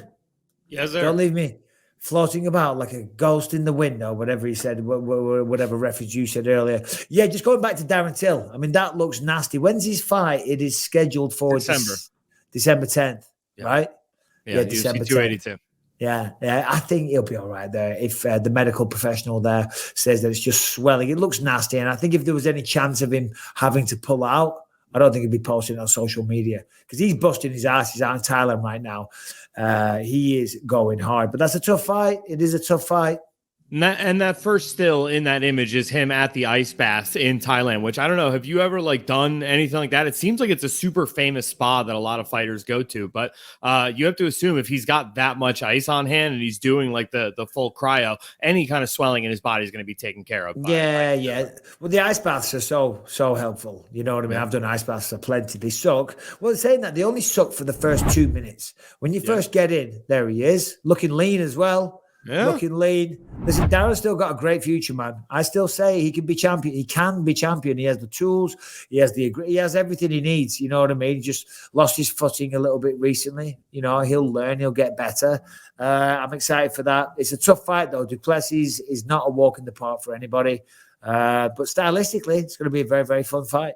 And it's so fun for Darren as somebody in his position, because if 1, 2, 3 fight win streak max, and he is right there in title contention every single time. Like, there's something about his style that's so entertaining and so fan pleasing that every single champion wants him wants to fight him.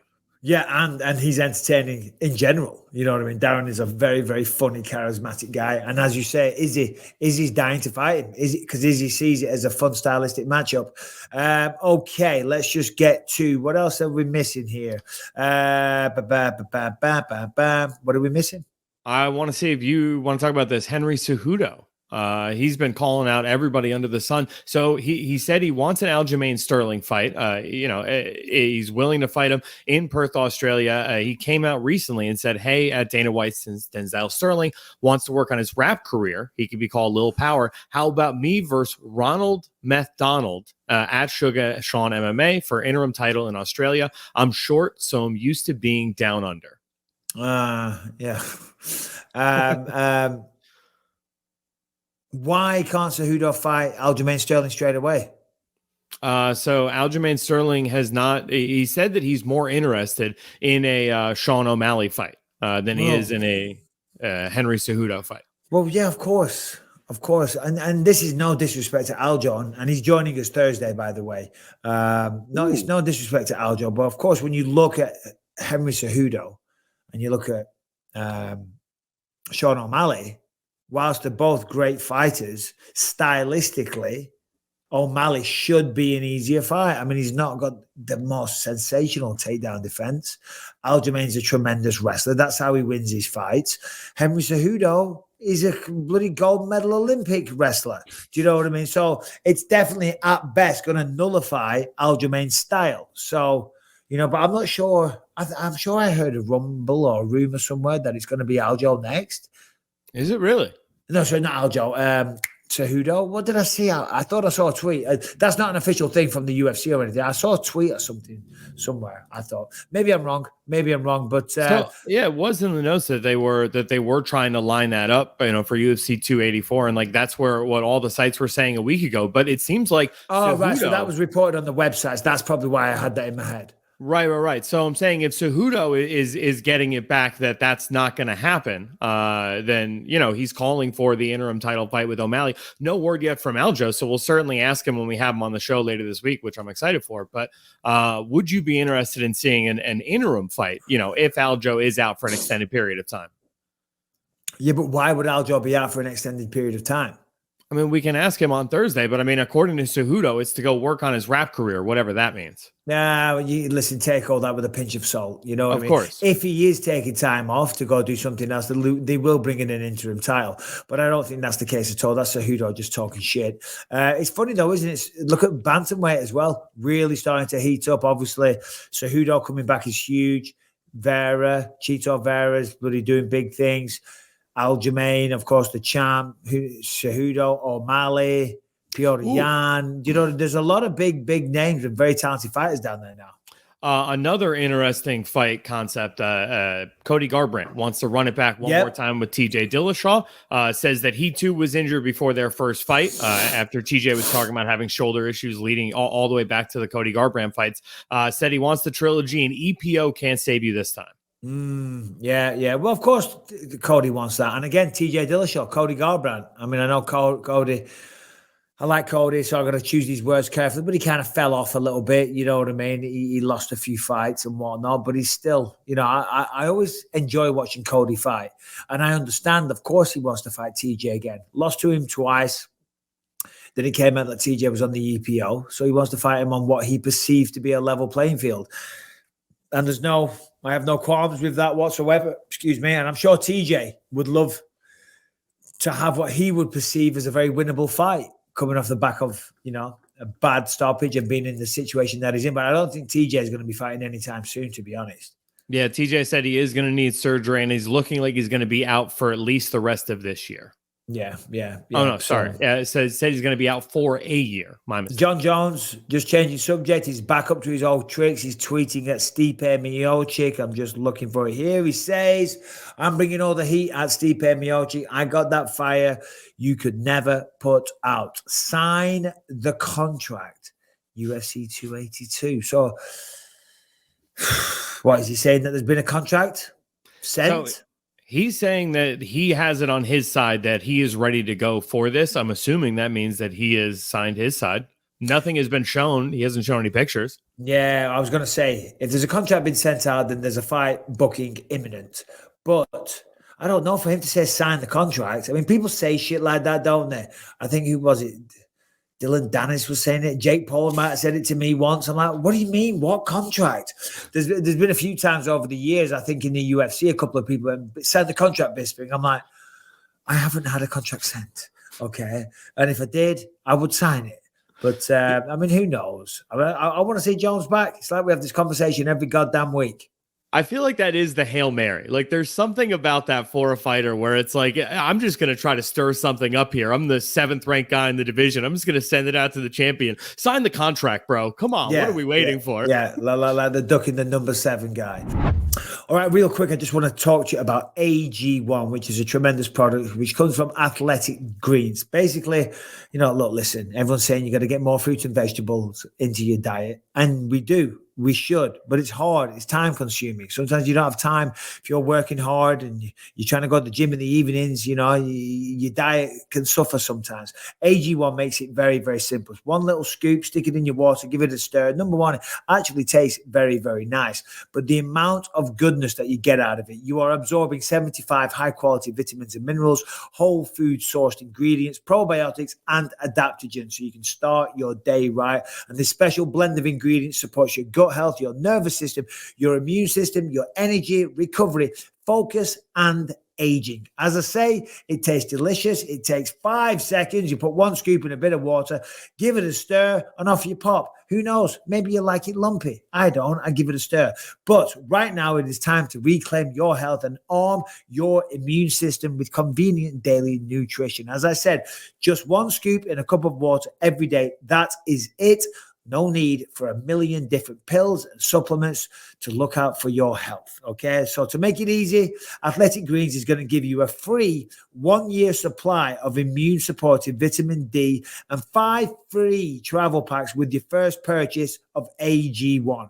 It's a very good deal. You want to get this AG1 in your life anyway, and they're going to give you a 1-year supply of immune supportive vitamin D for the Americans and 5 travel packs with your first purchase. Go to athleticgreens.com/BelieveYouMe. Once again, that is athleticgreens.com/BelieveYouMe to take ownership over your health and pick up the ultimate daily nutritional insurance. And trust me, it tastes delicious. All right, okay. We got Aljamain Sterling on Thursday. Big shout out to the champ there. We'll get some clarification on what's going on in the division. And we also have questions. And if you want to send a question in, send it into bympod@gmail.com. You know the one, herringbone. If you are enjoying the show on iTunes, Spotify, wherever you find podcasts, make sure that you're subscribed to the show. Leave a 5-star rating and a positive review. It really helps us out. If you're watching on YouTube, make sure you're subscribed to the channel and you hit that notification bell so you find out whenever a new episode's coming out. And if you want to catch over 350 episodes at this point you can't catch anywhere else, head on over to gasdigitalnetwork.com. Use the promo code BYM. Get yourself a 7-day free trial. Yep, thank you very much. Brian, do we have questions, please? We do have some questions here. First question today is from Mr. Luis Hernandez. All right, Luis, let's go. Hey, what's up, guys? This is Luis from Yorba Linda, California. My question today is for the entire BYM team. So, guys, I am flying out to New York City next week. I arrive Friday morning. I'm going to be there for UFC 281. I'm excited. I'm pumped.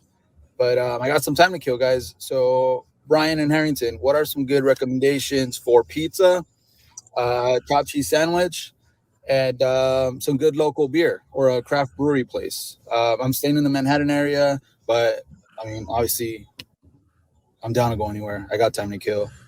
Michael Bisping, Anthony Smith, what are some places you guys would not recommend in New York City?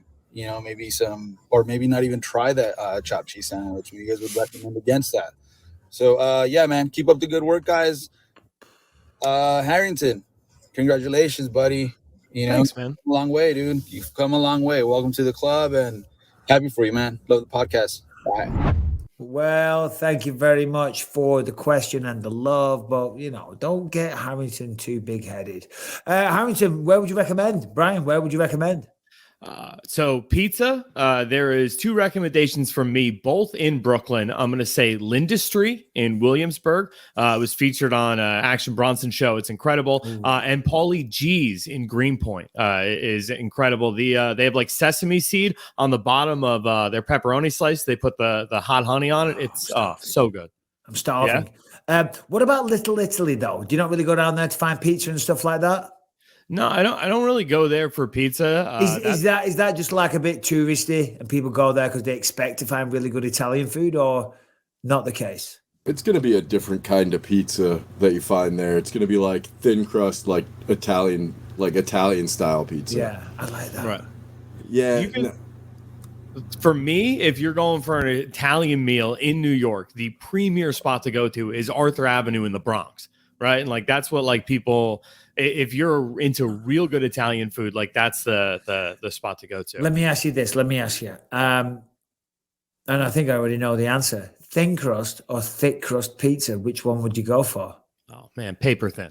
Like as thin as it possibly gets and well done. Burnt to a crisp. Brian, you don't agree? I like a not any sort of distinct direction, like a middle, like a medium-sized crust. You know what I mean? Like a standard slice. I mean, listen, in terms of what I enjoy, I like it pretty thin. I like it thin because then I can eat a load of it. It's the carbs. You're taking on way less carbs when it's like that thick, like the Chicago-style deep pan. I mean, the fucking calories are through the roof, man. That's and I love, too much. If I'm eating pizza, I have one, I'll devour the entire thing pretty quick. You know what I mean? And if it's thin crust, then you've done a lot of less calories. There's a little tip for you boys. If you're going to eat pizza and you want to maintain a low-carb diet, make sure it's thin crust, y'all. All of Harrington's recommendations on pizza are not correct. You have to go to Amore's in Queens. It's the best pizza in the world. Right. Amore's in Queens. Well, you're recommending the Bronx. You're recommending Queens. The man's going to be in Manhattan. He's a tourist going for the fights. He ain't popping down to the Bronx to get pizza. So I'm trying to think what's in. I don't even know what's near the Garden. Yeah, no, I don't know either. I do. There's a couple of bars that are shit. But I don't know the names. I just don't recall or remember anywhere in New York where I've eaten. I've been to some nice places, but I went to Jack Sullivan's for the for UFC 240. I'm sorry, 281, whatever the last one was, 280. And that was pretty nice. Nice little shepherd's pie. Go if you're gonna get fancy food in Manhattan, you got to go to Old Homestead and just eat a pile of bacon. Old Homestead. All right. What's that area? There's like it has like the bridge. No, the skyline. What's the walk or whatever? What's it called? Yeah, the High Line. The High Line. There's a few like little bougie like breakfast places around there, isn't there? Mm-hmm. Yeah, I think that goes from Chelsea to the Battery Park. Yeah, Chelsea. There it is. Yeah. They got some nice brunch spots down there. I went there with Rebecca. I forget the name of it now, but anyway, who cares? Boring for a lot of people. Are you going to be? Nope. Not going to be. You're not coming out? I wish. I think we're doing it all remotely with the BT Sport team, so which is a shame. Brian, hit me with another question, please. All right, this one's a little sillier, and when we get off the air, I have a question about this question. Okay, all right, I'm nervous. Mikey B, Anthony Smith, Harrington, and Brian. I hope you all are well. I hear Dana White's going to be doing a slap. What is it? Slap fighting championship, maybe? Who knows? So I just wanted to get your guys' opinion. I've been practicing. Oh, you can't practice for that. Yeah, I can. Yes, I can. And I'm about to Conor McGregor the shit out of this for you. I ain't trying to brag or anything, but prepare to be amazed. All right, so I got my stance here, right? See that?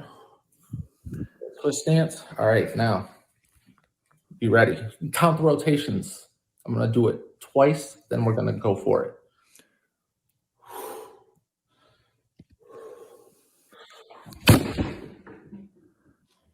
Wow. I mean, it's still going. Come on. Is that not the cleanest smack? I mean, what's the fucking question? Ready? Line it up. Oh, for fuck's sake. Listen. He wants to know what you think about Dana White's upcoming slap contest. And his form. Yeah. And his form. Just fuck the form, right? Wasted time. Wasted my time, the believer's time, Harrington's time, more importantly. Time is money. It's the most valuable commodity on earth. He was going to do it again. He was going to smack it again for a second time. Buddy, appreciate the question. Appreciate the passion. Appreciate the follow.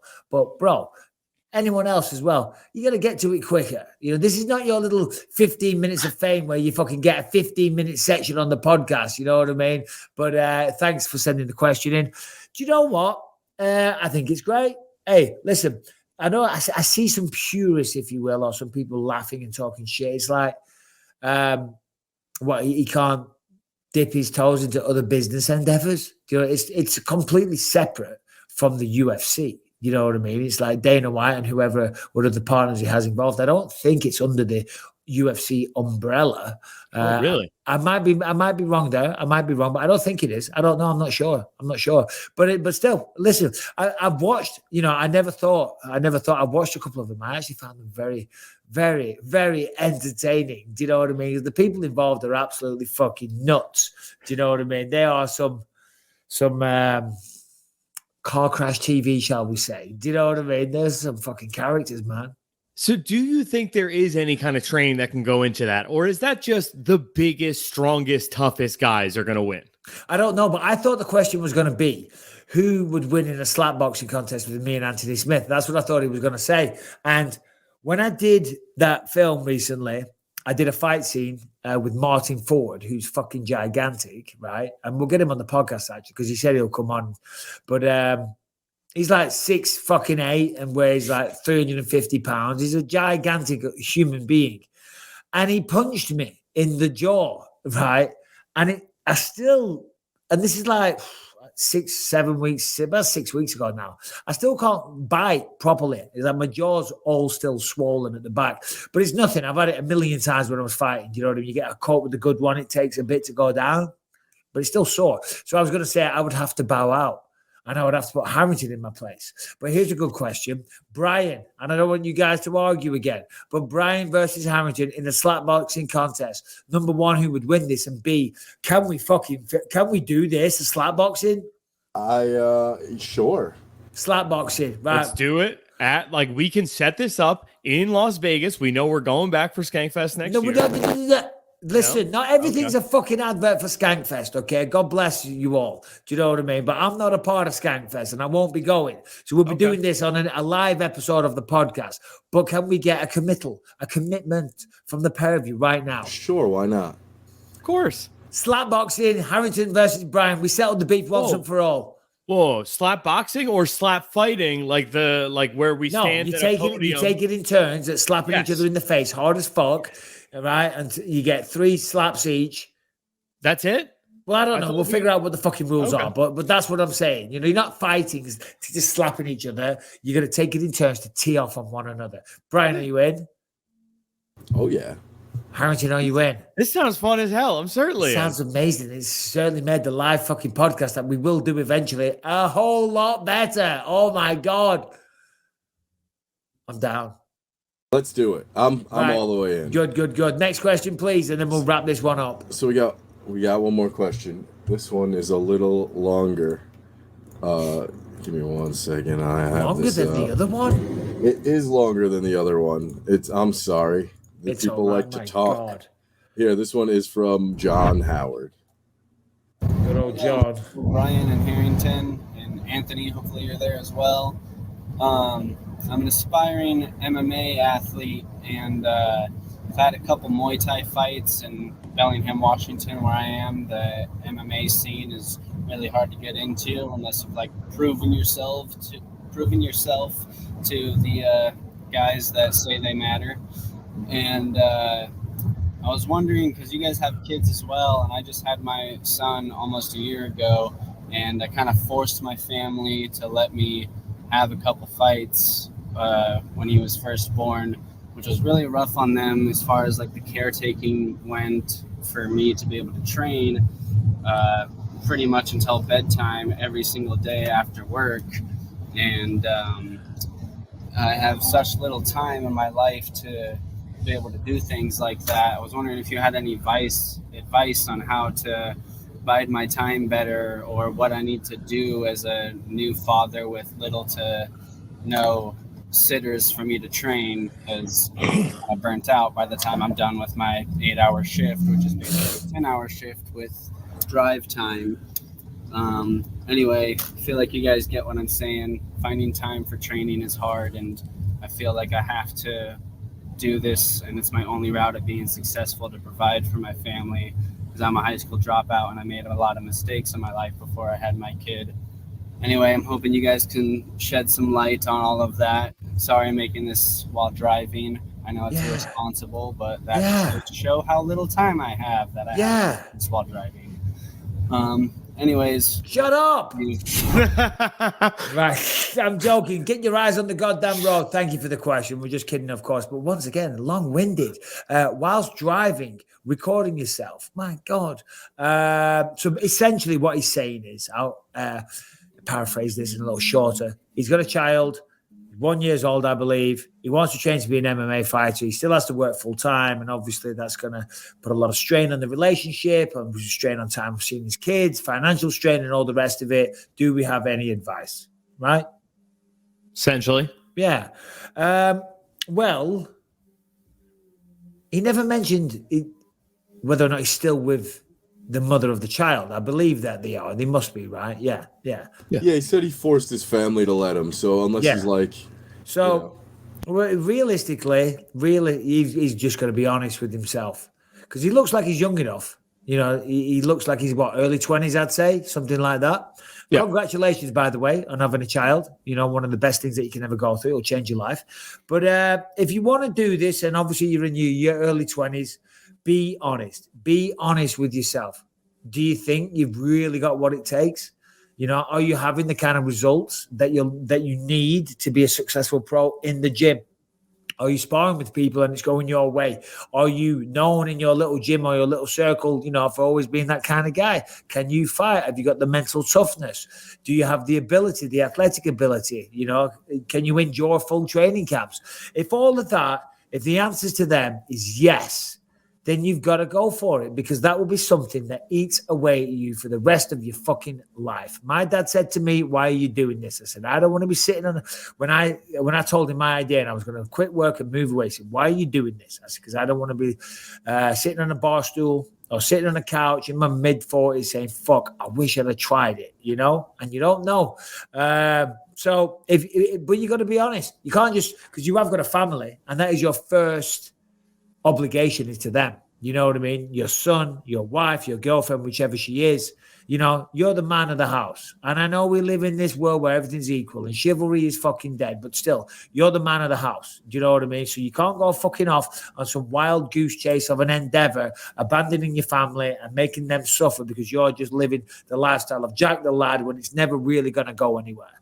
But if you do honestly believe that it can go somewhere, then I guess, you know, my advice would be to keep doing it the way you're doing it, because there's no magic wand. Do you know what I mean? Have some amateur fights, get some experience, then get some pro fights and slowly work your way up, you know, and you'll start earning a little bit of money. You'll start getting a little bit of notoriety. And who knows, if you're good enough and you've got a bit of personality and you keep on sending questions in and updates to bympod@gmail.com, you never fucking know. We might have you on the show when you've won 10 fights in a row and you're unbeaten in the UFC, just like Arnold Allen. He's on here every fucking week these days. That could be you one day. So I do have a question for you, just to follow up on that a little bit, because I obviously can't answer this guy's question, but I can, as like a person who has never fought, like understand like the cap on reality, right? So like Cody Garbrandt talked about this when he was living in Cleveland. He was going to go out and train with Uriah, right? And he said he gave himself 2 years. Right, 2 years from that point to make it into the UFC before he had to just give up and go home and take like a job in a coal mine. Right, like at what point did you ever set that cap on yourself? And then what do you think is a realistic thing for someone with a family, even if they have all those attributes you were talking about? Yeah. Well, my situation was a little different. I don't want to go into the whole story because A, it takes too long. B, you've probably heard it before, and C, it sounds like I'm just bigging myself up. But essentially, you know, I had a guy that believed in me, you know, and assisted me along the way. Very, very, very, very small amount of assistance. And then I was able to DJ at the weekends as well. So I was able to train full time and just about scrape enough money to exist. Do you know what I mean? That's all we were doing. We weren't living, we were existing, you know, off Rebecca's salary as a dental nurse and of my money as a DJ and, you know, whatever. We made it fucking work. But yeah, I mean, that's probably a smart thing what Cody said there, you know, because you can't go after these wild endeavors that could be pointless, you know, fruitless endeavors when you could be doing something else. But if your passion's there, and this is for anything, what you do in life, if your passion's there and you really want to go for it, you got to go for it. But if you're not getting the results and it turns out, and you'll find out in a sport like mixed martial arts, I don't know about any other type of business venture or profession or whatever, but in MMA, you'll find out pretty fucking quick whether or not you've got this. You'll find out in the gym. You'll find out in your training sessions, in your sparring sessions, and you'll certainly find out when you start fighting people. Do you know what I mean? Did you get the results? Did you look good? Are you getting better with every fight? Are you seeing results in the gym? Are you learning? Is everyone starting to go, well, fuck me, you're getting good? If the answer to all of those things is no, then perhaps the life of a professional fighter isn't for you, because we only have one life, you know, and there's a lot of people out there, because the sport is so popular these days. There's a lot of people out there that and I see it in gyms, man.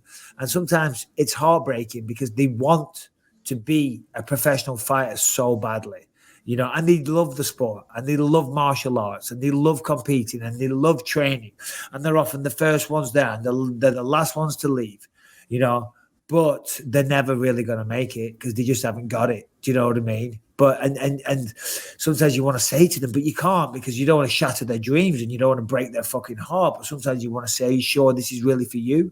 You know what I mean? You're in your fucking early 30s now and you're still fucking losing fights on the regional scene. Do you know what I mean? Maybe you should think about doing something else whilst you've still got the youth. And the youth is having the energy and the opportunities and the ability to go off and try and do something else with your life. Because I'm sure that's an awful... I mean, I was lucky. I was very lucky. I worked hard and I was able to make a go of it. But it would have been very sad had I have put in all my time and effort and energy into it, and then got nothing in reward other than fucking a miserable wife. And fucking no, but a woman that's like, well, what is he doing? Do you know what I mean? I'm not helping the family. I'm not providing, and she's upset with me. Not that she's a materialistic woman. That's not what I'm saying. But not being a present father or a present husband, or chasing some wild goose chase that never gave any results. I'm sure that's an awful position to be in.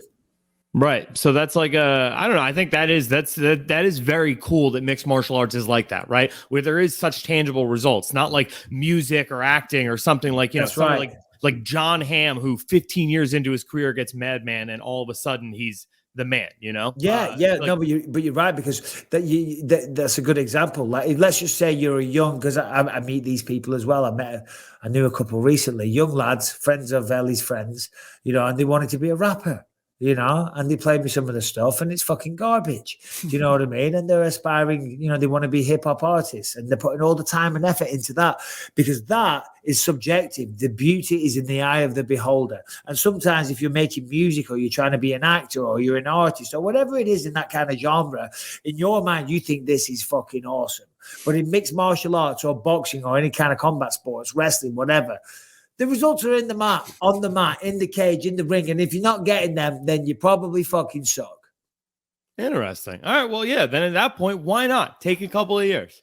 Have a go. Give it a go. Be honest with yourself, though. Be honest with and that's with anything. If you're about to go into a business endeavor, if you've got some hopes and dreams of something you really want to do, be honest with yourself. Do you really believe that? Or do you just say that because it sounds cool? But do you really believe that you can go off and start this business and become whatever? Are you really going to be a rapper? Can you be an actor? Do you have the fucking skill, the talent, and the kind of staying power to get through those early years? Because whatever you do, that's when it always turns into, that's the hardship. That's why even people look at fighters, you know, they look at certain actors or whatever, and they think it was always easy for them. And you just said there, John Hamm, you know, what I'm not familiar with his career, but what were you saying? he was like a struggling actor for years and years and years. You know, I think he was 15 years in, like doing bit parts or whatever. And then all of a sudden he got the lead role in Mad Men, and he's A-list actor. He's starring in movies and doing ad campaigns for Mercedes. And that's all like for a guy in his late 30s, early 40s out of nowhere. Yeah, exactly. They don't see the trials and tribulations, the hardships. I mean, LA's full of them. Los Angeles, you go to dinner, out for dinner in Los Angeles, the waiters, they're all actors. You know, you get them. I got a massage at a hotel. She was an actress. They're all, but they're all working side jobs because acting isn't paying the bills. And then when you do start, like when I'm acting, I don't get paid a lot. Do you know what I mean? My last one was pretty good. That was the most I've been paid so far. It's pretty decent.